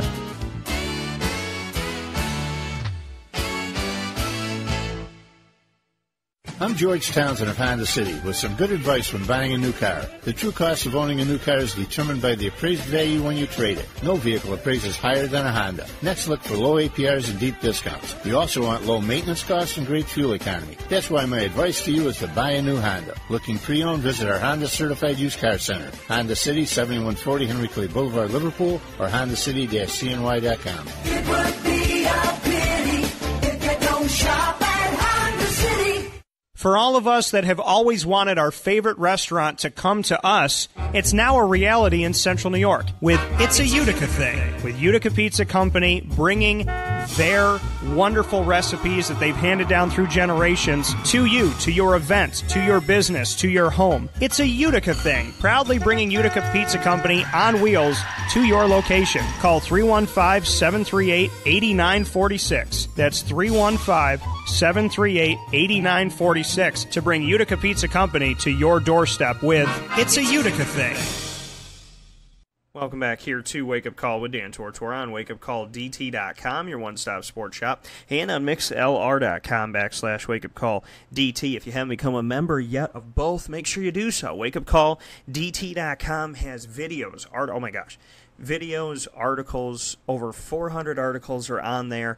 The show archive, quick links to everything, Syracuse basketball, Syracuse football, American Athletic Conference, the ACC, football and basketball, to the Right Now page with all the articles, to Jacksonville Jaguars coverage, to information on Sammy Malone's trivia every Tuesday at 6:30 in Baldwinsville, New York, to every Thursday at 7 p.m. Muddy Waters, CNY Game Show Night, which is my personal creation of, bringing together two great games that we love, Family Feud and Pictionary. So there's so much on wakeupcalldt.com. And if you become a member and you subscribe for free, you'll be connected with all that. And becoming a member of mixlr.com/wakeupcalldt does two awesome things for you. Every time the show goes live, it sends you an email. All you got to do is open the email and listen to the show. Simple as that. On any device. Anything you got. Tablet, iPod, iPad, smartphone, desktop, laptop, doesn't matter. Also becoming a member of mixlr.com/wakeupcalldt puts you in a live chat room so you can talk with me while I'm doing the show. And, we always ask people to have language that is non-derogatory, that is respectful of one another. We can have differences of opinions, but it has to be respectful. It has to be, I always say, if you want to speak on Wake Up Call, you want to speak on this show, then, I can't speak for any other show, but if you want to speak on this show, to do two things: respect yourself and other people, and justify your opinion. You do that, come in the chat room and talk all day long. And I'll welcome that every single show. So thank you to everybody that has already done so. I appreciate it very much. Continuing on in the morning menu for today, March 8th, my conversations coming off of the second round of the ACC Tournament continue with the Louisville Cardinals and Ray Spalding getting UVA for the third time this season, another crack at Virginia. Yes, sir. Being able to play them a third time, they say a third time's the charm. So hopefully we get after them quick and fast at the beginning of the game and just try to slow them down some. Have you ever played in a game where a team scored 5 points in 0.9 seconds? Never. That was my first time ever, collegiate-wise, and at a high level like that, ever having a guy score that many points in that amount of time. When you look at Florida State, you guys were up by 25 on two different occasions. They got it down to 6. Just what you can say about keeping that poise throughout the game. Yes, sir. Coach let us know. Every coach here, the assistants, the media guys, they all let us know, like, this team, they play in runs, and they do runs, and that's basketball right there for you. And that's what they did tonight. They always play like that. Every time we play them, they're a tough team. They shoot the ball really well, and they get after it. What's a game like this teach you when you go up against a team like that is able to shrink a 25-point lead on your side? A team like that, with everyone who can attack the rim and stuff like that, we just adjusting to it and just playing together and sticking to our keys is how we adjust really well to it. Thoughts on Quentin and just what he's been as a leader to this team? I always say Q plays. He plays bigger than how tall he is, and he fights really hard, and he's a captain to this team. He's a leader, so that's what he does. And lastly, for me, you guys have had to go through a coaching change, everything that's going on off the court and all that. Just what you can say about going up against adversity and still having life right now. Yeah, with the coaching change happening and Coach David Padgett and Trent Johnson, Mike Bowdy, we got my guy Greg Paulus. My man, R.J. Evans, all those guys coming in and stepping up for us and just teaching us the world of basketball and how to play together is just big, and I'm glad they're doing it right now. Appreciate it, boss. Good to see you. That coming from Ray Spalding once again. Love the fact that he calls me boss. Big ups to you, Ray Spalding. Thanks for being a part of the show. Coming up next is Dwayne Sutton, teammate of Ray Spalding, about the poise that his team had. Just that level of, we got this. This is what he had to say. You know, basketball's a game of runs. People are going to hit shots, and we're going to miss some. You just got to make sure you don't want to affect it too much to where it affects your game. I think we just kind of, in the second half, we stayed poised. We didn't turn the ball over, which is important. We made free throws. When you look at the play around the rim, just what you can say about, you know, what you guys do around the ring as far as offensively, just attacking and making sure that even if they get their hands on the ball, you're just banging around in there, making sure that you come up with it. You know, it's always important to get every loose ball you can because that affects you and gets you extra possession. You know, me being 6'5", going down low sometimes, I feel like using my strength and my quickness to get some loose balls. I think I did that for the most part tonight. Speaking of the physicality as well as the positioning, when it comes to Louisville, I mean, you guys are a threat down there to get those second and third chance opportunities. You know, we got Ray Honest and DA. They fight for every loose ball. You know, DA makes tough shots, and I think we have that kind of versatility with DA, Honest, and Ray. It makes matchups difficult for other teams, and I think that's going to help us in the near future. What can you learn from a team like Florida State that was able to shrink that advantage that you had? I mean, you were up by almost 30 points, and they brought it down to 2 possessions. What do you learn from that? At the end of the day, you just got to stay poised. Even if you're up 30, down 30, you just got to play the same way and make sure you play to win and don't play not to lose. I think if you make free throws, don't turn the ball over, you have a good chance of winning once you get up. When you say play to win, don't play not to lose, do you feel like there were times in this game where maybe Louisville was playing not to lose? In your opinion, your team was doing that? I don't think we did. I think they just made some tough shots. You know, Coach Paschal enforced at halftime that we got to play the same way we did in the first half in order to sustain the lead. But they made shots which shrink the lead, and that's why you saw the score the way it was. What can you say about a guy like Phil Kofer, who hit 3 3-pointers in a row, had 9 points in less than 2 minutes? You know, that was a big boost for them. He made some tough shots, but that was part of the game plan. It was to force them to make tough, contested jump shots, and I think it's just a matter of him got hot. You know, when a player gets hot, it's kind of hard to stop him. You know. You got Virginia coming up. This is time number 3. Your teammate Ray Spalding said third time's a charm. Third time is a charm. You know, last week we pretty much had the game wrapped up, but you know we blew it. I think this time we'll take care of business if we get the opportunity, and I think it's going to be a good game. 0.9 seconds, 5 points. Just if you've ever been in a game like that. I can't say that I have, but you know everything happens for a reason, and I think tomorrow if we come out with the same energy that we did for the first 39 minutes of last week's game, then we should be fine. Moving from the Louisville Cardinals into my conversations off of day 2, the second round of the ACC Tournament with Wake Up Call live on location in Brooklyn, New York. Jerome Robinson is up next. Jerome Robinson was on the show after the first round as well. Just what he could say about the trust in his shot. He hit a big-time shots down the stretch, big-time shots in the second half, and a big-time shot with just a few seconds left on the clock. Here's what Jerome Robinson had to say about the trust in his shot. It's just knowing and being confident in what the work you put in. And we know, I mean, I haven't been hitting that well since the tournament started, and just sticking to it. You know, don't overthink it, just play the game. And I got a couple of my shots towards the end, and I just had to knock them down. And there were also other opportunities. One that you had in the second half where you came down and jammed the ball home, and then shortly after that had the baseline jumper where you fell down after that. Just what you can say about plays like that, because those are momentum boosters as well. Yeah, I mean, that's what the game is for. That's what you need. You need momentum. You need hype plays to get your team going, get your bench up, and it rolls over to your teammates. You know what I mean? It might get Kai going. It might get Steph going. It's just building confidence for your team, and it's awesome to see it from anybody on the team. With a break in the action, you came out, dribbled down toward the lane, and then stopped for that pull-up jumper. Just what you can say to me on that, because that helped create some separation, and ultimately the team was able to knock down free throws after that. Yeah, it was just to get to my spot at that point. I mean, it was late in the game. Coach gave me the ball, and he just told me to go, get the ball screen and go. And I got to my spot and knocked it down. There's guys from all over the country that hope for an opportunity to be on a Division I men's basketball team. Not only that, to be a starter, and then not only that, but to be the guy that your coach trusts with the ball. Just what you can say about getting to that point. It's awesome. I knew the work put me here, and for anybody that the work can't get you there, you know what I mean? And as a young kid, that my parents instilled that hard work gets you a lot of places, and I think it's gotten me this far so far. Looking at BC and what you guys have done up to this point, you were a 12 seed coming into this. You've beaten teams like Duke in the regular season. You come in and win 2 games here. You're on to the quarterfinals. Do you feel like this team has done enough for that NCAA committee to give you a shout? I really couldn't tell you, but I think for our own team is we want to win the championship. We want our championship to be the way that we get in the NCAA tournament. I don't think we want anybody to to put us in because we won a couple games, we beat a couple teams, big teams. We wanted to be that we won the championship and then we get an automatic bid. I think we have the confidence to do it, and we know that we can compete with anybody in this conference. So I think that's big for us. Just a little while ago, BC had won 2 games in the ACC. This time around, you guys get 7 in the regular season. Now you have 9 for this season. Just what you could say about the turnaround of Boston College basketball. Yeah, just literally trusting the process. We knew it would take time, and it's something Coach told us that it was going to take time, and just putting in the work and finding the right pieces and trusting in what Coach has been teaching us. I think that's what we've done so far.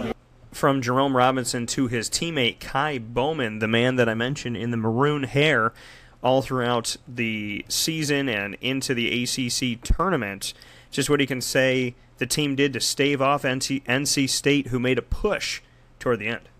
We knew that was going to make a run. Basketball in ACC is all about runs, and they made a great one in the second half. So we knew that the pressure was going to pick up. Their fans got involved, and that happened to us at Florida State. So with their fans getting involved, they picked up more of the pressure. Their energy raised, so that was hard for us. So we had to adjust and calm down. You withstood some runs in the first round of this tournament by Georgia Tech, and then in the second round against NC State. Just what you can say about this team's poise and your ability to trust in one another when you're in situations like that? Just building off the confidence of each other, and also knowing that we got this chip on our shoulder, not just from us not been playing well as we have against some of the teams in the first half, but knowing that we can play against anybody in the conference. When we look at not too long ago, Boston College had 2 wins in the ACC. You had 7 in the regular season. Now you have 9 overall with these 2 in the ACC tournament. Just what it says about the turnaround of Boston College brand of basketball, and what you think about where Boston College is heading. As Coach was saying, loyalty. Everybody been loyal to this program. Just not the last 2 years we faced a lot, and as me, I faced a lot last year. So just knowing that we're going to go through hard times, but at one point it's going to break. So this year's happily the breaking point. And speak with me on just your relationship with Jerome and how much you guys trust one another and how you can carry this team on your shoulders when you need to. Just off the court, he's a brother to me. Can talk to him about anything. On the court, he's also there for a leader. If I'm not vocal, he's the vocal one. So it helps a lot. And knowing that if his shot's going down, I need to get it to him and let him make plays for us. So helps out a lot. You said that Coach and the team believed that this year was the breaking point. What made you believe that this was the breaking point for Boston College? Just knowing that everybody understand our roles that we had to play and maintain, not just going about one individual player, just knowing that we're a team, not just individual, and that we had to do that together. When you look at the outside looking in, people want to say what they want to say about a team and where you are, where you're going to be, if you're this, if you're not. What can you say about closing out all the outside noise and just playing Boston College basketball? We had our back against the wall for the past 2 years, so we know what is expected, but us as a team, we just worry about what's going on in the locker room and going out there and play and have fun with each other. And the focus, lastly for me, the focus is on you and Jerome. Just what you could say about some of your other teammates that have stepped it up, and just what you can say about the locker room as a whole and what this culture of the team is. Everybody's taking part in the personnel. Everybody's focused. Everybody focused in 100%. Everybody focused in 100%, and we just been ready to play. So that helped out a lot.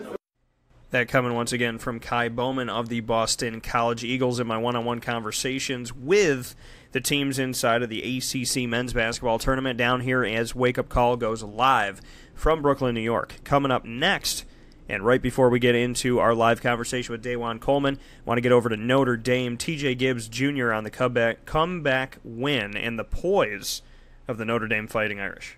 I just think it shows how much heart we have. This team's always been battling. I think that's the biggest part about this team, and we know that we got to continue to fight for more. We have another one tomorrow that we just got to get, and we're taking it one game at a time.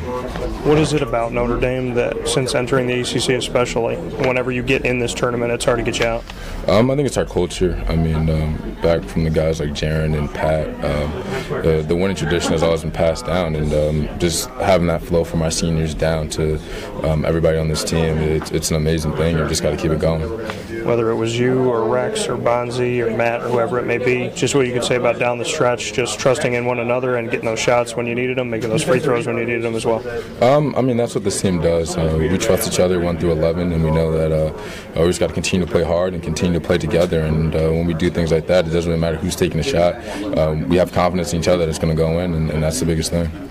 the 2 threes that Virginia Tech made down the stretch, they had been in a drought from 6:50 to 29 seconds left, and then they hit those 2 shots to make it 68-65. Just what you can say defensively going in after that. We know that they're a good team. I mean, they're going to find a way to hit shots. We held them for that long. That was a big part of the game, and we know that eventually they were going to hit one. And we call it game situations and just getting down to the wire and knowing that we have to continue to play and make plays, and that's what we were able to do. And at the end of the game, it was Rex that stole the ball to take that possession and take it away for good. Just what you can say about plays like that to silence any opportunity. That's what he does. I mean, Rex is our glue guy. He does it all for us. He scores, he passes, he rebounds, he gets steals, he makes big plays. He did it at Wichita State. He does it tonight. That's what we need him to do, and just it's fun to see and fun to watch and just fun to be a part of. The team went 7-8 without Bonzie Colson, and obviously Matt was out for some of that. Just what you can say about the performance that the team had in that period at that time. This team is a fighting team. I mean, clearly missing those 2 guys is something that's big and something that we always got to keep fighting for. And we know that while they were down, we had to keep fighting. And I think that's the biggest part. That's what helped us win this game. We've been through so much adversity this year, and we're just not going to let it affect us. I mean, this was a game where we went through adversity. We're down 21, and we had to make a comeback. And just moments like that is what this team is built for. And then as far as Mike Bray, just what you can say about what he's done as a head coach and how he kept you guys together through that adversity and through those rough patches. He's the guy. I mean, he has the utmost confidence in all of us, and he does a great job of making sure that we keep our head throughout the game and just making sure that we're not frustrated and we know that things are going to happen. And when we trust in him, and he comes through every time. Whatever he says, it's true. He says we need to get a kill. We get a kill, we win the game. We have the utmost confidence in him, and just knowing that he has our back is the biggest thing. That coming once again from TJ Gibbs of the Notre Dame Fighting Irish. I caught up with his teammate in the hallway right outside the locker room after their victory, Rex Pflueger, who's no stranger to Wake Up Call with Dan Tortora. Here's what Rex had to say about his steal at the end of the game that secured the victory and the comeback win for the Notre Dame Fighting Irish over the higher-seeded Virginia Tech Hokies. And after Rex, we'll head into a fast break and come back with DaJuan Coleman. I felt like a defensive back right there. I was reading his eyes at the quarterback, and I just went for it. And once I got that steal, just knowing that we solidified the victory, it was a great feeling. When you have, Notre Dame has those plays, and if it's not you, it could be any guy on the team. Just what you say about those silencer moments, and they seem to happen in the ACC tournament a lot. I don't know what it's about, but we just love the big games, we love the big lights, and when it comes down to March, it's just a time that we just really want to dig deep and win, and knowing that we have our full team back, it's nice, and it's just another momentum builder to go off. ACC has been known as Duke's conference, North Carolina's conference, so on and so forth. When Notre Dame comes in with Syracuse, Louisville, and Pittsburgh, you guys have shown the most comfort. You've won an ACC championship. This team, this university knows what it's like to come into the ACC and wreak some havoc. Just what you can say about, having Notre Dame be relevant in the old Big East and be relevant in the new ACC. That's just a testament to the program and the coaching and the players that have gone through here, from Digger up to Coach Bray. Everybody, they want to come play for this university because not only is it a great athletic university, but it's a great academic, and it provides structure for you for the rest of your life. And just showing that you bring in quality men that want to work hard and give it their all every single night, and I think that's what we showed tonight. Your team gets punched in the gut. You're without Bonzie Colson, you're without Matt Farrell. You went through adversity, and you're here in the ACC tournament. You got Matt back, you got Bonzie back right before, and now you're heading on to the quarterfinals. Just what you can say about what this team goes through and bounces back from. I thought it was a perfect example. This game was like our season. We got punched in the gut about midway through the game at the end of the first half, like we did having Bonzie and Matt go down. But the second half of the season, anything can happen if you just change your mind to being positive and believing that you can do anything. And this team really believes in that.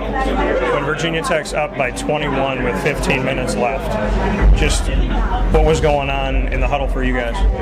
It's crazy to sound, but there was a little bit of frustration from our team, which is unusual, but quickly everybody's just is so great with each other. The positivity comes in right back, calming everybody down, just reminding everybody that we've been in situations like this prior, especially all the veteran guys that have been here for 3 or 4 years. And so just knowing that we have this team that's just done it before, we just knew we could do it again. Trying to make the comeback. I know that you had some moments there that maybe didn't work out in your favor, and then right underneath the basket you were able to finish there in that road to the comeback. Just what you can say about keeping with it personally and team-wise when things maybe aren't going your way, to just stay with it. You know, that's life, baby. Basketball's like life. You just got to keep going no matter what happens. There's going to be a bunch of bumps, a lot of crap's going to hit the fan, but you can't let that get you down or deteriorate your mentality, and our team just kept fighting. Whether it's, down the stretch you made 21 of 25 free throws for the game, but down the stretch 7 of 8 as a team. Just what you can say. I always like to use the hashtag free throws matter because we know that they do. So just what you can say about that. First of all, I'm sorry for missing that one free throw. Second of all, like Coach says, free throws is one of our greatest weapons when it comes down to the end of games. We practice end of game situations on purpose for moments like this, and we always implement free throws. Just trying to get that type of game scenario in and make sure we're ready for when it comes. And lastly for me, TJ said with Mike Bray that when he says something, it becomes reality. When he says we need to go get a kill, you go get a kill. Just what you can say about Mike Bray, and apparently maybe he needs to be playing the slots a little bit more. He's one of the best guys I've ever met. That dude is he's just so great for the team. Just his everything he gives us, he's always so uplifting. He's never pushing us down. He just wants what's best for us, not only as basketball players but as humans. So having that bond with a coach like that really puts trust. When he puts trust in us, we really feel like we can trust this man. Like I say to you always, it seems like I'll see you tomorrow. I hope so. Appreciate it. This is a wake-up call, Fast Break. Gear up with the real deal at Dreisig Apparel, creating what people are going to see and learn about you before they even meet you. Gear up for what you need for your team, business, or event. To look professional, look good, and feel good, outfit yourself at DreisigApparel.com. That's DREISSIG Apparel.com. The only place to gear up with the real deal. What's the universal language of a fan? Clapping your hands. With Fan Hands, the ultimate sports fan accessory, find your team color, slip them on, and start cheering on your favorite team with 11 different colors, always in stock on fanhands.com, where you'll find the ultimate sports fan accessory. Real fans wear Fan Hands. Utica Pizza Company spells family. Your family, my family, their family. The recipes that they have shared with each other throughout the years and have now been so gracious to share them with us. I can sit here and talk with you about all the great things that are on the menu, but we'd be here forever. So let me say this. Utica Pizza Company is second to none. And now you can bring it home with you and you can dine in the restaurant. UticaPizzaCompany.com will give you all the information that you need. And let me say, these Utica greens, they're the best. Utica Pizza Company. Call them and place your order at 315-214-3060. That's 315-214-3060. Families break bread at Utica Pizza Company. Welcome back here to Wake Up Call with Dan Tortora on wakeupcalldt.com, your one-stop sports shop, and on mixlr.com/wakeupcalldt. Wake Up Call with Dan Tortora is live on location from Brooklyn, New York this week, covering the ACC Men's Basketball Tournament and Championship Week as a whole, as I get set to release my bracketology for you. I don't do the crazy stuff of like doing it months and months and months and months and months in advance. I like to see what's going on in the conference tournament so that I can make a more of an educated estimate of where teams are going to be. So I will be putting that forward here this week, and I look forward to sharing that with you. I want to thank everybody that's graced the stage from the ACC Men's Basketball Tournament here in Brooklyn, from the likes of Boston College's Jerome Robinson and Kai Bowman, to Josh Okogie and Todrick Jackson of Georgia Tech, to Rex Pflueger, Bonzie Colson, Matt Farrell, and TJ Gibbs Jr. of Notre Dame, to Ray Spalding and Dwayne Sutton of Louisville, Terance Mann of Florida State, Allerik Freeman of NC State, Justin Bibbs of Virginia Tech, as well as Marek Dolezaj, Frank Howard, O'Shea Brissett, Alan Griffin, assistant coach, all with Syracuse, to Matthew Moyer, Brahma Sidibe, Tyus Battle, and Paschal Chukwu. So, I mean, the whole team. So, the whole team. As always, I thank each and every one of you for being a part of the show. I also want to give a special thanks to my Syracuse Orange alum that have been on the show. You know that during championship week, every single show that is aired live features at least one former Syracuse player, and our unique and innovative and exciting way, I take it, bringing you Wake Up Call with Dan Tortora to give you Syracuse Orange men's basketball alum during championship week on every single broadcast of the week. So I want to thank Dale Shackelford, Roosevelt Bowie Jr. I also want to thank Gene Waldron, Lawrence Moten, and Ryan Blackwell, and of course Craig Forth for coming on the show this morning, and first time ever Craig Forth's ever been on the show. So big shout out to each and every single one of you, and thank you so much for all that you do and all that you've done here on Wake Up Call with Dan Tortora to make the show even richer and even stronger than ever. So thank you for that, and praise be to God for everything that matters in life. With that being said, it's time to get into those Syracuse Orange men's basketball one-on-one conversations that I had the blessing of having here in the ACC Tournament. We know, like I said, after day one, you heard my conversations on Wednesday, March 7th with Marek Dolezaj, Frank Howard, O'Shea Brissett, and Alan Griffin. And today on March 8th, you will hear from Paschal Chukwu, O'Shea Brissett, Matthew Moyer, Brahma Sidibe, Frank Howard, and Tyus Battle in that order. So we're going to start things off with Paschal Chukwu and what he had to say to me after the team's unfortunate loss in the ACC Tournament's second round. Unfortunate for Syracuse, but they do have 20 wins and an overall record of 20-13. So I start the conversation off with Paschal after that second round loss to the North Carolina Tar Heels by going first and foremost to what he thought happened in the game. I don't know. I just think, they got a lot of fouls go their way. I blocked a couple shots and they called it a foul. Personally, I thought it was a block shot. I just don't know, everything just seemed to go their way tonight, and I don't know why. What was it about the offense? There's a lot of shot clock violations for you guys. Just, what would you attribute that to? Is that not looking for each other, just what you saw? They took away a lot of things, a lot of our plays. When we say ball screen, they hedge hard, they trap, they just came out aggressive defensively, and I think that really affected us. You get to be a part of history with Syracuse getting an ACC tournament victory, but then the next day taking a loss like this. Just what you can say about the up and down of the ACC tournament for you to feel good yesterday and then to have this. The win yesterday definitely felt good, but losing to the same team again, the last time we lost to them, it left a little bad taste in our mouth, and to lose to them again, that's not something that makes you feel good. So it definitely gets to me that we get to lose this game. This is a game that we really needed to win to make to improve our resume for the NCAA. So it's unfortunate that we didn't get the win. You have 20 wins and 13 losses. What do you think moving forward? Do you feel like you've done enough for the committee to see something? Yeah, definitely. I think we got a couple good wins. We got Miami, Louisville away, and we got a couple good home games. And I definitely think it's enough to make the tournament. But again, it's not up to me, so we're gonna have to wait and see what they decide.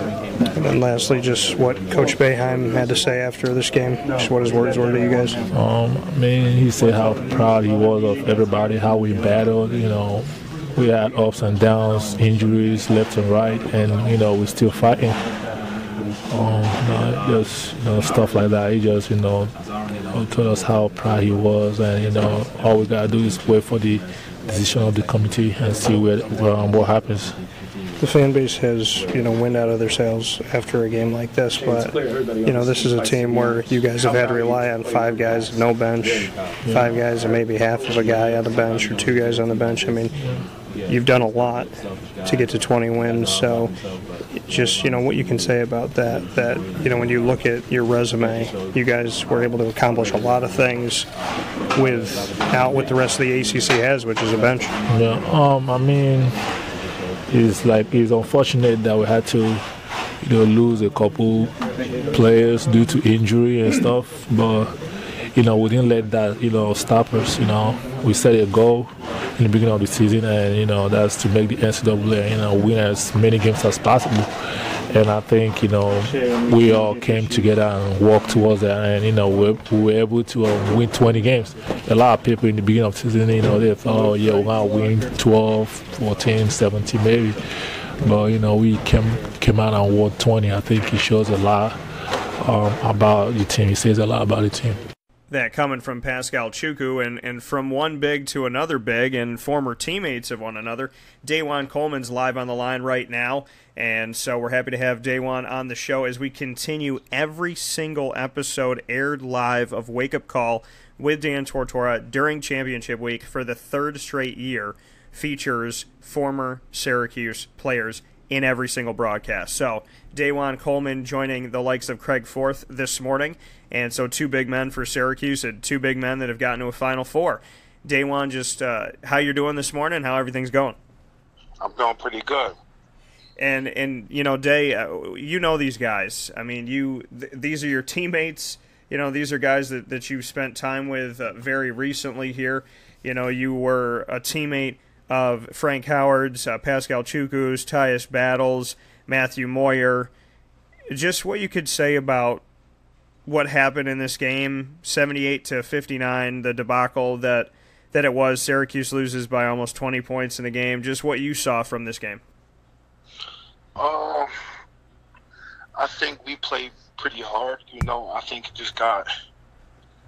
we just didn't really get any key stops like we should have, but it is what it is. I think they played hard.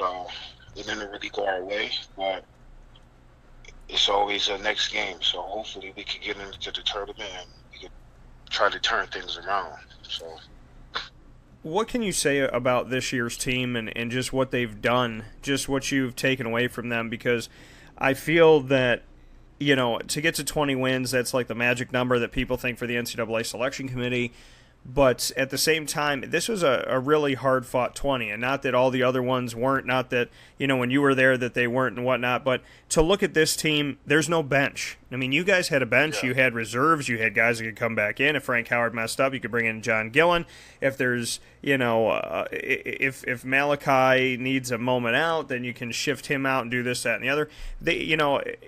You were on teams with multiple guards and a couple different centers.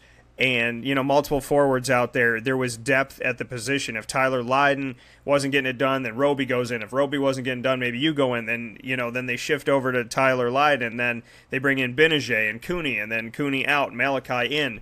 The team doesn't have that this year. So just what you can say about getting to 20 wins without having a bench, really.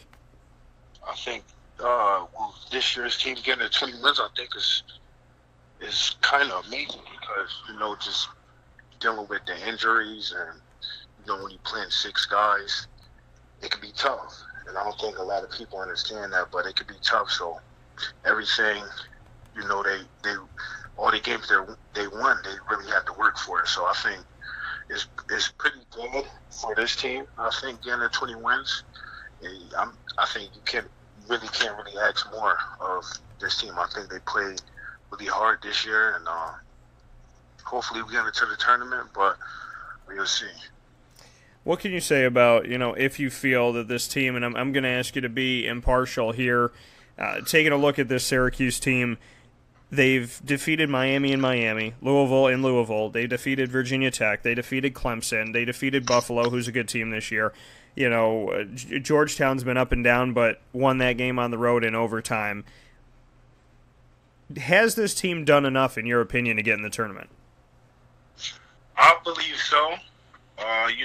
The key wins, but even if the games we lost, it was some close games, and that it could have either went either way. But a lot of teams not playing Duke twice, North Carolina twice, and have tough. I don't think a lot of teams had a tough schedule like we did this year, and with only 6 players. And I think we had some key wins this year. I think if we do get to this tournament, I think we could play with anybody, And, your team in 2016 made it to the tournament when some people thought that they weren't supposed to, and you went all the way to the Final Four as a 10 seed. So, your team, do you see any similarities, any parallels? I know you had different personnel and whatnot, but do you see anything in your team that wasn't supposed to make the tournament, so to speak, and then went to the Final Four? Do you see anything with this year's team that makes them dangerous as far as any parallels between the two? I think both of the teams is very different. I think we actually had a bench, and them playing with only 6 guys that tell you right there, like both of the teams is really different. But I think this team definitely could play with anybody in the country. I think so. I think if we get that chance, I think they can make a run. I think if everybody come to play together, and we play good on defense, if we play good on defense, it's going to translate to offense. And I think if we get in the tournament, I think we'd be pretty good. That coming from DaJuan Coleman of the Syracuse Orange men's basketball history. DaJuan, the bad taste in your mouth of playing North Carolina. Syracuse this season just got bumped out of the ACC Tournament by North Carolina. Just what you could say about the Tar Heels. Is there a rivalry brewing? Do you feel like it's one of the big bad wolves, so to speak, that Syracuse has to blow the house down on, in the ACC? Just what your takeaways are, having faced Carolina and lost to them in a big-time situation, and Syracuse fighting for their life this season and losing to North Carolina as well. Yeah, I would say it's a rivalry, but then again, like the ACC, like every game you're gonna have to come and play. It's not like North Carolina stick out. It's one of the teams that stick out in front of everybody in the ACC. But like, I think it's a lot of good teams in the ACC, and you gotta definitely come out and play against everybody. But yeah, North Carolina just losing to North Carolina in the last couple of years, it's unfortunate, but I think it's a little rivalry going on. North Carolina is a good program. They ran by a good coach. And they also always have good players coming in there. So I think every time we play North Carolina, it would be a good game. DaJuan, this season, to get to where the team has gotten to and to be where they're at right now, what can you say that you've taken away from them?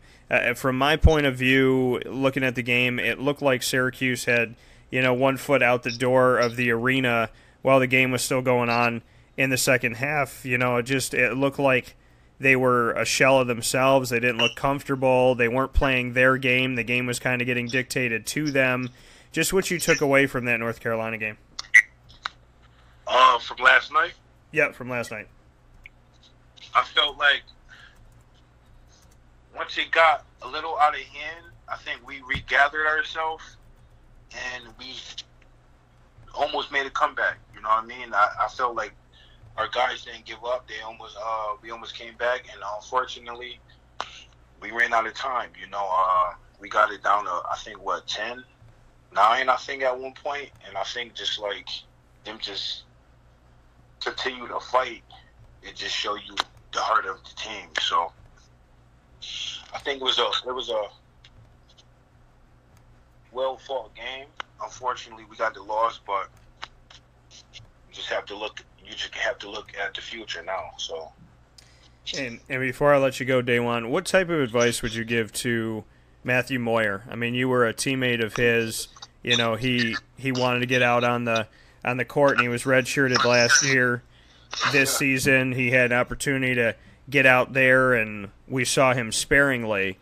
What can you, if Matt Moyer's sitting with me right now here in Brooklyn, what would you want to say to him? Just keep his head up. Just just know that he's a good player. Keep his head up and just keep working. You know, it's not the end of the world. Just keep working. Continue to get better. That should be his main goal every day, is how he could get better from the next day. Just keep his head up and just keep fighting. DaJuan, you know, you went through your moments where you were on the bench when you were 100% ready to play, so you've dealt with the ebb and flow of things. What can you say about that? You know, when Boeheim puts you down on that bench and you know, there's that sense from the outside looking in that he doesn't have faith in you. Did you ever feel that way? Did you ever feel like Coach lost faith and you had to gain it back? Or, you know, just what your sense of that was? Because guys like Matt Moyer are going through it now, and other guys have gone through it in history, and some have stayed and some have left. You know, Geno Thorpe decided to leave. Caleb Joseph decided to leave. Matt Moyer to be determined. But, you know, did you ever feel in those moments where you were ready to go and Coach wasn't putting you out there that he had ever lost faith in your game and you had to find a way to get it back? I would just say you just got to believe in yourself. You know what I mean? Like, even if you're not playing, you got to believe that I should be out there, and whatever I can do to be out there, that's what I'm going to do. So if that was me going back to the gym the next day, just get extra shots up or hitting the weight room or something like that, you just got to have that mindset, just like, I'm good to be out there, and that's it. That's what it's going to be. Is it fair to say that you have to be very strong-minded and very confident in oneself and have thick skin to go through college life with Jim Boeheim? Is it fair to say that you have to be a thick-skinned person who knows who you are? Of course. You know, everybody want to play, you know. Either if that's at Syracuse or any other school, you know, everybody want to play. And, you know, not playing is like, yeah, you definitely have to be strong-minded, because a lot of people can get down or, like, quit or something like that, but you have to be strong-minded. You can't just, you know, quit. You just got to come back that next day and just keep working. That coming from DaJuan Coleman, the team looking to come back and keep working and have an opportunity. Day, the final question for you. If the NIT came calling again, Syracuse doesn't get in the tournament, and the NIT says, would you like to play in the NIT? What would you do if you're Coach Boeheim? Would you look at this season and say, you know what, guys, it's been exhausting, it's been tiring, it's been tough, you guys played a hell of an effort, and we're just going to say, you know, thanks but no thanks, or do you play in the NIT? Oh, no. Definitely play in the NIT. I mean, you can't just really just quit like that, you know what I mean? Like, game is a game, so if it's the NIT or the NCAA, like, it's basketball, so why not play? That coming from DaJuan Coleman. DC is going to join me on Sunday, August 12th, 2018 at the CNY Pop Festival. You can buy your tickets at cnypopfestival.com. Day, as always, man, I appreciate it. I thank you so much for being a part of the show. I look forward to talking with you very soon, and hopefully some good things will happen in the BK and on Selection Sunday, and then you know, we'll get after it from there. I think we owe each other lunch, so we got to make sure we make that happen. Sounds good. All right, man. I'll talk to you soon. All right, bye. Take care. That coming from DaJuan Coleman once again. We'll take a quick step aside. We'll come back with Through the Looking Glass, a very special one, as we continue the conversations with the Syracuse Orange men's basketball team from the ACC Tournament. This is a wake-up call, Fast Break. Hi, this is Kira from Looking Glass Events, where we're always giving you a reason to celebrate. Whether you have a small business, large business, personal event, or wedding, we are available to plan and coordinate your dream event to life. Every detail, every step, Looking Glass Events is working with you all the way. Call us at 315-702-4653. That's 315-702-4653. Or contact us through our website, lgweddingsandevents.com. Looking Glass Events, giving you a reason to celebrate. The Penn & Trophy Center on 111 East Willow Street in Syracuse, New York has been making memories for Central New York for over 60 years. It has the trophies for your teams, and when you walk in there, it's so much more than just that. When you walk into the Penn & Trophy Center, you are immersed in the reality that anything can be customized, anything can be engraved, whether it's for your anniversary, your wedding, your bar mitzvah, your birthday party, whatever you want to do with that memory, that watch from grandpa, or that bracelet from mom, or that wedding ring that's been passed down through your family. If you want to get something engraved with a memory to last a lifetime, the Penn & Trophy Center, 111 East Willow Street in Syracuse, New York, where memories are made and where memories last a lifetime. The Wildcat Sports Pub in Camillus, New York is located on 3680 Milton Avenue in the Home Depot Plaza. It is your family-friendly sports bar and restaurant. Folks, some sports bars aren't family-friendly. Some family-friendly restaurants are not sports bars. The Wildcat Sports Pub in Camillus, New York is proud to be both. It is that marriage that you've been looking for years. The Wildcat Sports Pub is your home base for your sports bar and restaurant needs, games for the kids, indoor and outdoor activities, and enough things on the menu to come back every single week and get to try something new. They're open Sundays from noon to 8 p.m., Monday through Wednesday, 11 a.m. to 11 p.m., and Thursday through Saturday from 11 a.m. to midnight. For reservations and party information, call 315-487-2222 for the Wildcat family-friendly sports pub and restaurant.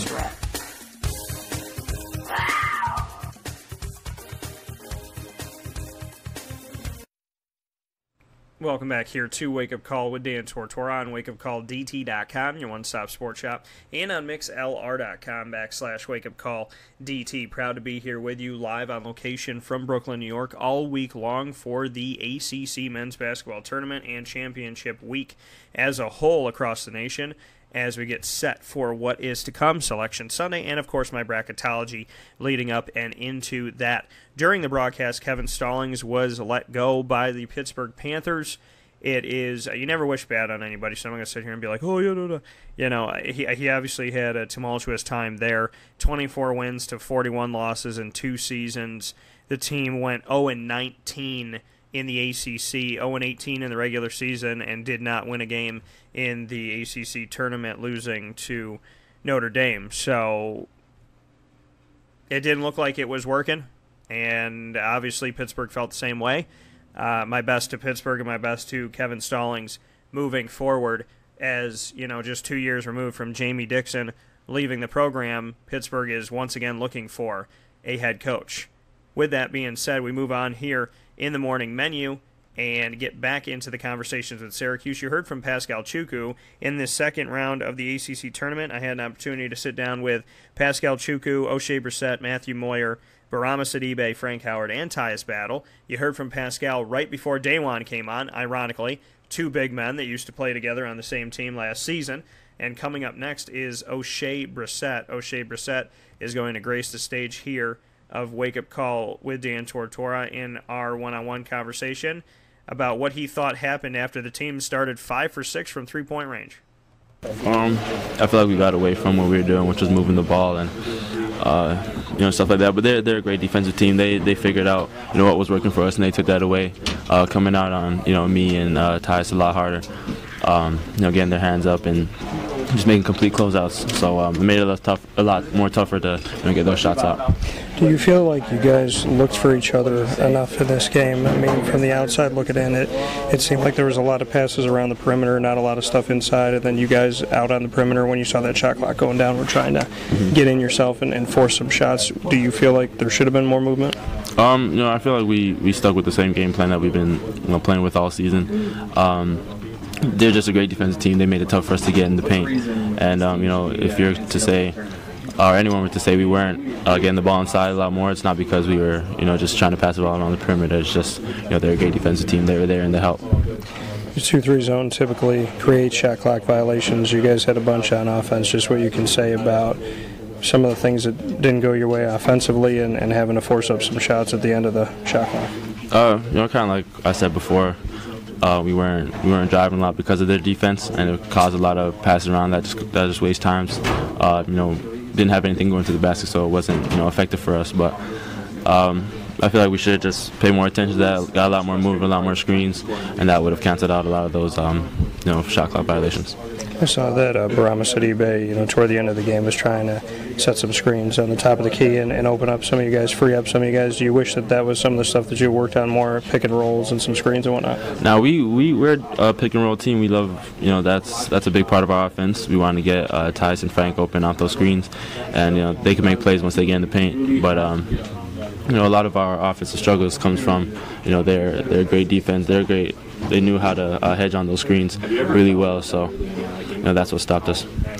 You have the positive feel of being a part of the first ACC tournament win for Syracuse, and then the day after you have the total opposite feel. Just what you can say about the roller coaster of emotions and where you stand at this point. It's just basketball. What I've learned, this season we will lose 3 straight and go on to win, 3 straight. So just keeping our heads up and playing every game like it's our last, doesn't matter the outcome, is something that I've learned throughout the season.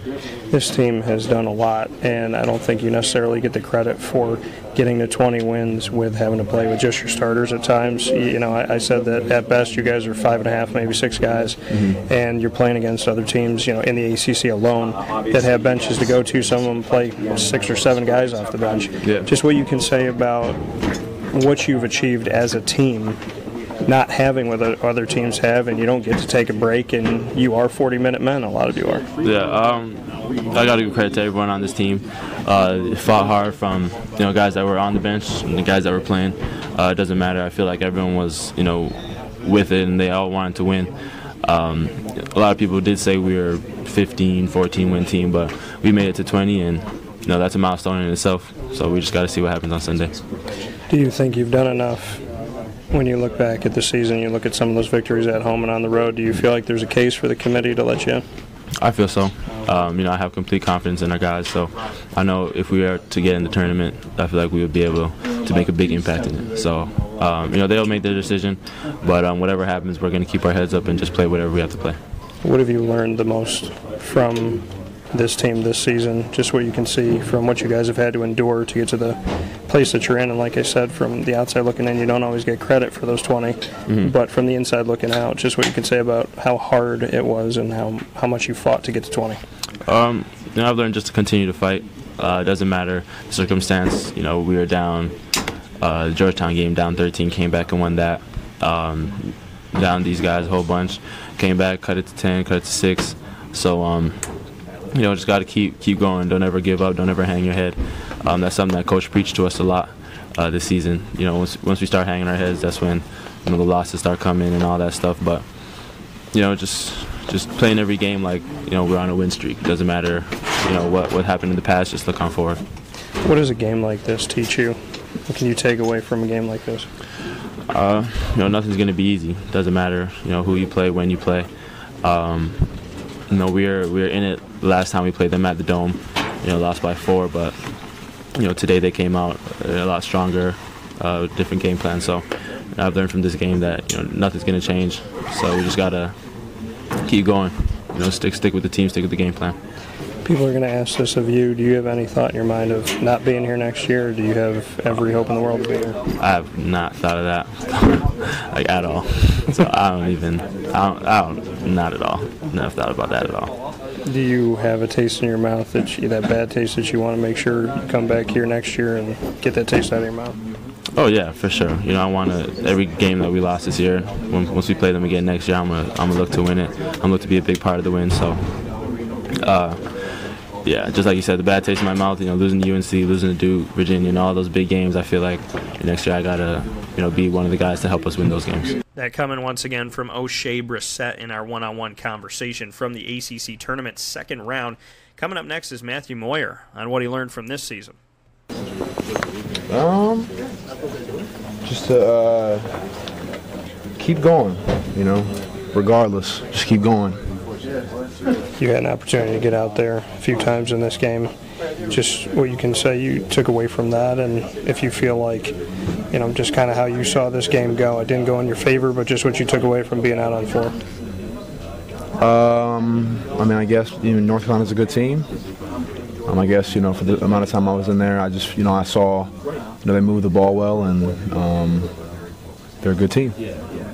You waited a long time to put the jersey on for Syracuse, and then to get out there. Just what you can say about the adversity of having to wait your turn essentially, and just how you've navigated through that.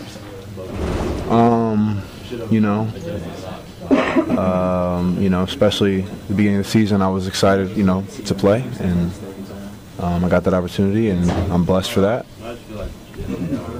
What do you look at from here? How do you move forward from where you're at right now? Do you think about coming back here and pushing harder next year? Do you look? At this point, I'm just thinking about this season, just trying to finish the season however it goes, and hopefully we can sit in Selection Sunday and be happy. I think we put together a good case. 20 wins. It's a good amount, but hopefully some teams can lose and some things can fall in our way and we can get in. That's about it. I feel like we haven't seen a lot of Matt Moyer in the sense of everything that you have in your wheelhouse. What can you say about yourself as a player and maybe some of those things we haven't seen yet, just how you envision yourself collegiately? I think I'm very talented. I think I have just as good as ability as anybody. I'm very confident in my abilities, and I'm just going to keep getting better. Being a part of this team, it was a hard-fought road to get to 20 wins. Just what you can say about being in the locker room, being around these guys, and gutting out victories as a team.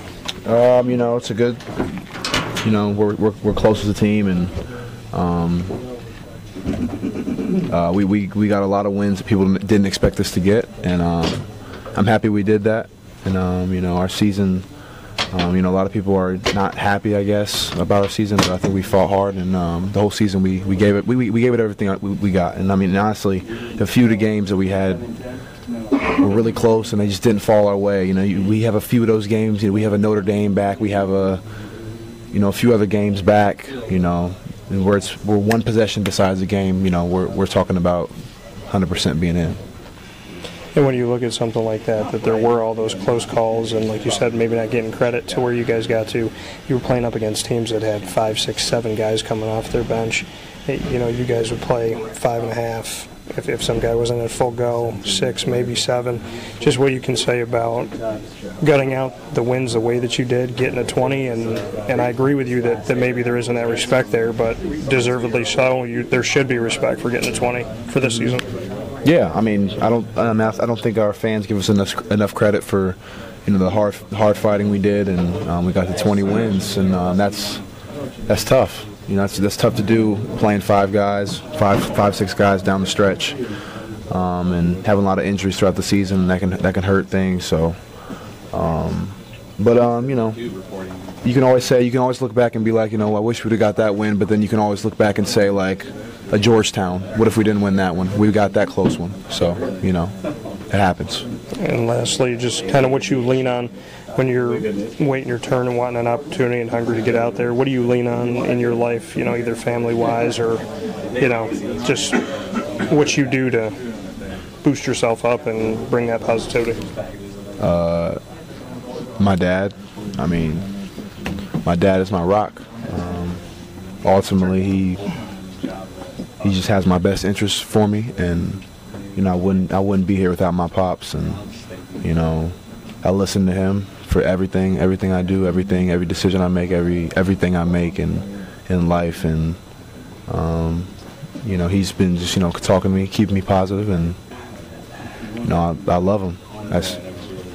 That's my dad is my everything. What type of advice does your dad say to you in a season like this? Like you said, he's your rock. You go to him for everything. What does he say to keep you going? Just be strong. Be strong mentally. Don't break. It's hard. To break, but can't break. Just be strong. Your dad's there for you. How are you there for him? What do you do to give back to your father? I just tell him my situation. I talk to him. I FaceTime my dad every day. Every single day I'm on FaceTime with him, talking to him.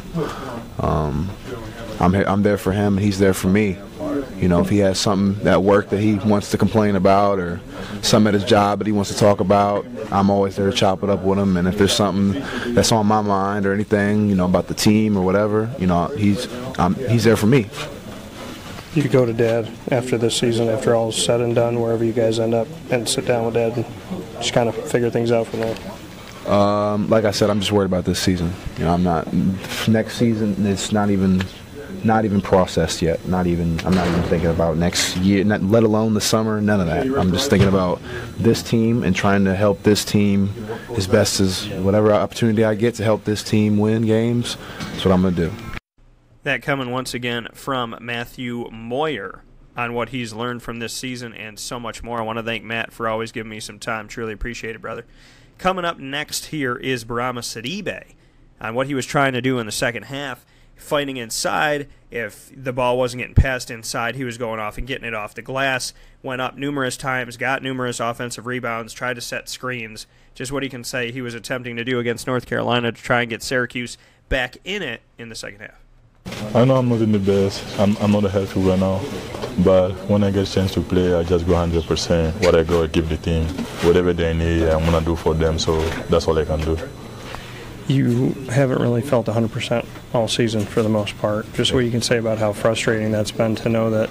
I mean, I'm kind of got to get used to it, and everybody know about it. But at the same time, I just feel like I got to go every day, give my best effort for the team. What I mean, the tendonitis, once you get some time after the season, do you feel like, you know, you can get yourself back to 100%? No, I'm just going to take a surgery after the season. That's all I got to do now. That's all I'm waiting for. So there is no way I'm going to sit down for like another month to see how I'm going to feel now. I'm just going to take a surgery and take it off free so I can be ready for the next seasons. Do you know how long, once you take that surgery, how long it's going to be for you to rehab? I mean, it's not going to be that long, probably close to 4 or 5 months, which is not that much. It's just going to take time. The more I'm grinding, the more it's going to get, the better it's going to be. So. We know that you can block shots, your hand-eye coordination. We know you can attack the basket on offense as well. How frustrating is that for you that you don't have that 100% from you? Because when you started off the season, I mean, you obviously showed that you could do some good things and you had a good game against Pittsburgh. It's really very frustrating because even I won in the ball, guys, my teammate, it seemed like they don't want to give me the ball because they feel like there is no much thing I'm going to do because if I try hard, I'm going to hurt myself, whatever the reason is. So I'm just going to be playing defense, maybe run the floor for my teammate and get the guys open. From the inside to the outside, Frank Howard and Tyus Battle will round out today's broadcast of Wake Up Call with Dan Tortora, live on location in Brooklyn, New York. Frank Howard on what happened against North Carolina. They just made it very tough for us on the offensive end. You know, they played the paint very well. You know, controlled the paint, played the passing passing lanes very well, and you know, we just couldn't score. So we had missed some shots we can hit, and you know, things just didn't fall our way. The shot clock violations, you know, you had a bunch of them in this game. Just what you could say about what was going on. Was it just good defense on their part? Were you guys not moving enough? A little bit of both? Just what you took away from it? It was a little bit of both. I think a few times we did get in the lanes in the second half. You know, I think we were moving the ball a little bit better, you know, screening away for each other. But, I mean, kudos to them. You know, it was really the defense. You know, they forced us into some tough shots, you know, clogged up the lanes, and, you know, forced us out instead of in. You get the first ACC victory in the tournament for the team for Syracuse, and this happens right after. Just what you can say about emotions back and forth as you wait for the committee now. You know, we got to stay confident, you know, stay positive. We fought all year, you know. Some stuff we did, you know, was almost unheard of. You know, we guys playing 40 minutes every night.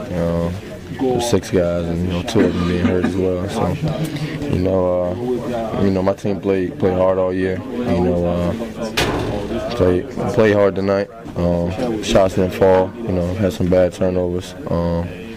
And, you know, we just didn't stop them. So, kudos to them. You got 20 victories on the season. Do you feel like you get enough credit for this team really not having a bench and having 5-6 guys in a game? Like you said, a lot of you guys playing 40 minutes. Just what your takeaways are from getting to 20 on a season like this. I mean, you're probably never gonna get your credit you do. So everybody has something to say, but I'm proud of these dudes. Proud of myself, proud of everybody in this locker room. Coaching staff as well. Coach put us all in great positions all year.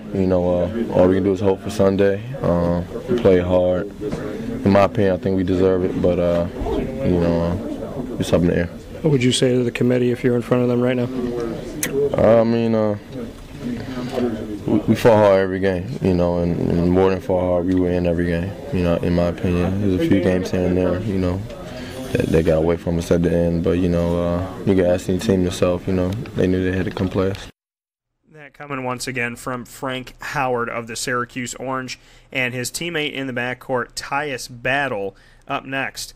On just going off of what Frank said, what did he think about it? Was it the defense of North Carolina and Syracuse not moving around enough on offense? Does he think it's a one or the other, or a little bit of both, like Frank did? And this is what he had to say.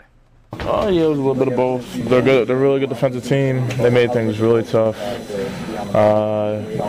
Every time we got to the paint, they were constantly trying to take a charge or stepping over and helping, and they're on the passing lane trying to jump passes and stuff like that. So they played us. They defended Frank and I well this time.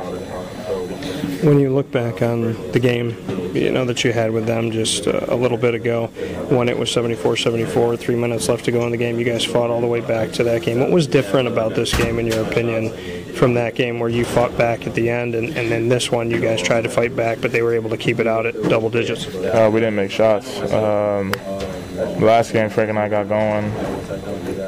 We got to the basket.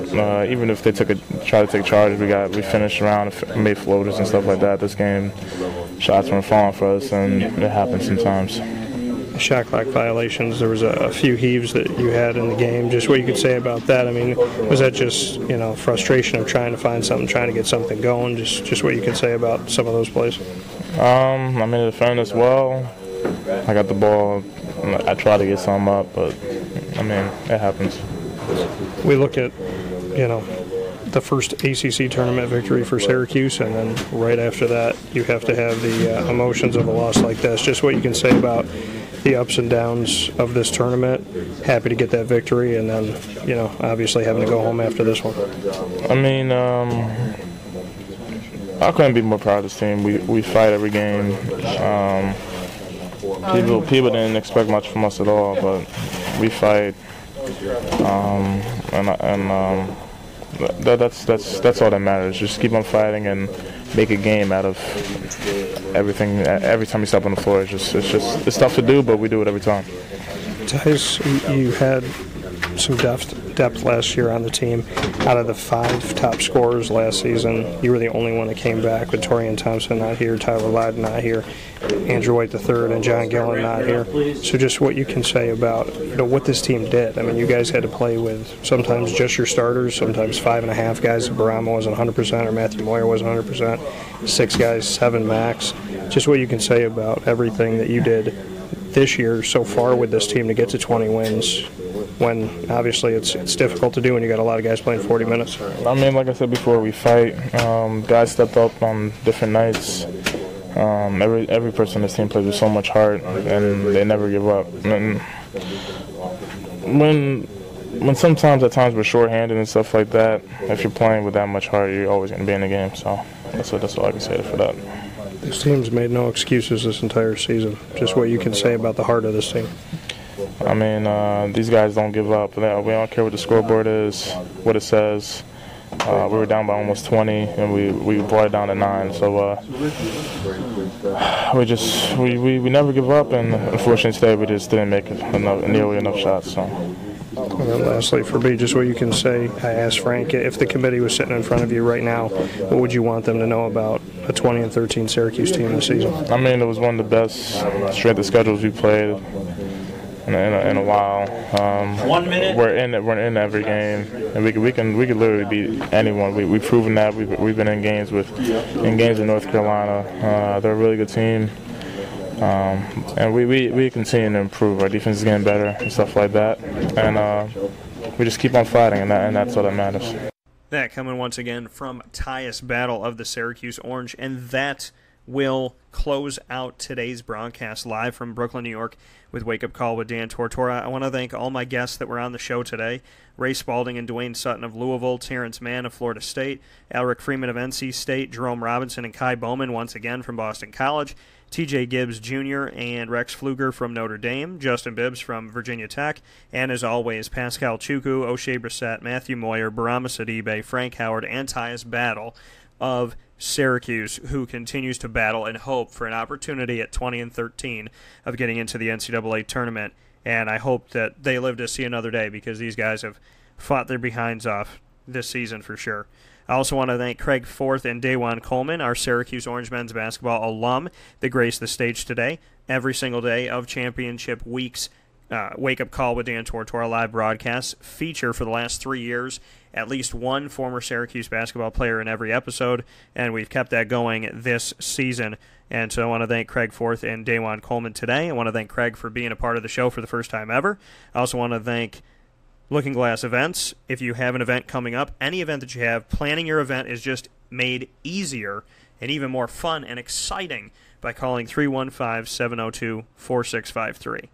That is 315-702-4653. For Kira Wasserbeck, make sure you give her a call, show her some love. When it comes to event planning, listen, it gets crazy, it gets busy, it gets nuts. You want to make the right phone call, and that phone call is to 315-702-4653 in Central and Upstate New York. Give Kira a call.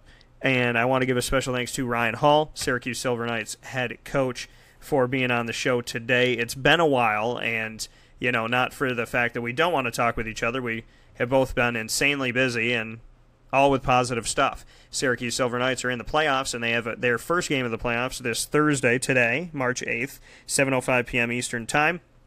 Syracuse take on the Baltimore Blast. I very much implore you to go to the On-Center War Memorial Arena. It's not going to break your bank, and it's going to be an amazing experience. Every single person that I've sent or brought to the games for the Syracuse Silver Knights have told me that it's exciting, it's entertaining, it's better than they thought it would be. They didn't know it was going to be that good. They didn't know it was going to be fun. They didn't know it was going to be like that, and they want to come back. 100% of the people that I brought want to go back. Thursday, March 8th, today at 7:05 p.m. Eastern Time. If you've been there before, go back. If you haven't been there before, now's the time to go. Silver Knights are in the playoffs for Syracuse, and they're facing the Baltimore Blast, who are the reigning national champion. They have this game at home and then a game on the road. If they win at home tonight and on the road, then they will move on. If they split at 1-1, then they will play a mini game on Sunday, March 11th, right after their game. And that's not what Syracuse wants to do. And they've been put in this position before with Baltimore, and they're hoping that they can take care of business and slam the door for good in these first couple games. Go out and support your Syracuse Silver Knights tonight, Thursday, March 8th at 7:05 p.m. Eastern Time at the On-Center War Memorial Arena as they fight to move forward in the postseason against the reigning national champions. God bless y'all. Have a great day. You'll find Wake Up Call on Facebook at Wake Up Call DT, Twitter at Call DT, Instagram at Wake Up Call _DT. Become a member for free on wakeupcalldt.com to listen, watch, read, and enjoy all of our shows, videos, articles, and more. And make sure that you become a member on mixlr.com/wakeupcalldt so you can be connected with every single live broadcast from here on out. We'll continue here from Brooklyn. You will find me covering all the games of today, big games coming up on the docket for the ACC quarterfinals. We'll have number 1 Virginia against number 9 Louisville at noon, and then number 4 Clemson will take on number 12 Boston College a little bit after 2 p.m. Eastern Time, and then we'll take a break. And the nightly games will be number 2 Duke against number 10 Notre Dame at 7 p.m. Eastern Time, and number 3 Miami facing off against number 6 North Carolina, who won over Syracuse, and that game will be happening a little after 9 p.m. Eastern Time tonight. And then you'll join me back here at 9 a.m. Eastern Time on Friday, March 9th to do the annoying moment of the week, followed by significant sound bites, my sit-down conversation with ACC Commissioner John Swofford, and then continuing the Syracuse alum coverage, we'll have Terance Roberts live on the show, Syracuse Orange men's basketball alum,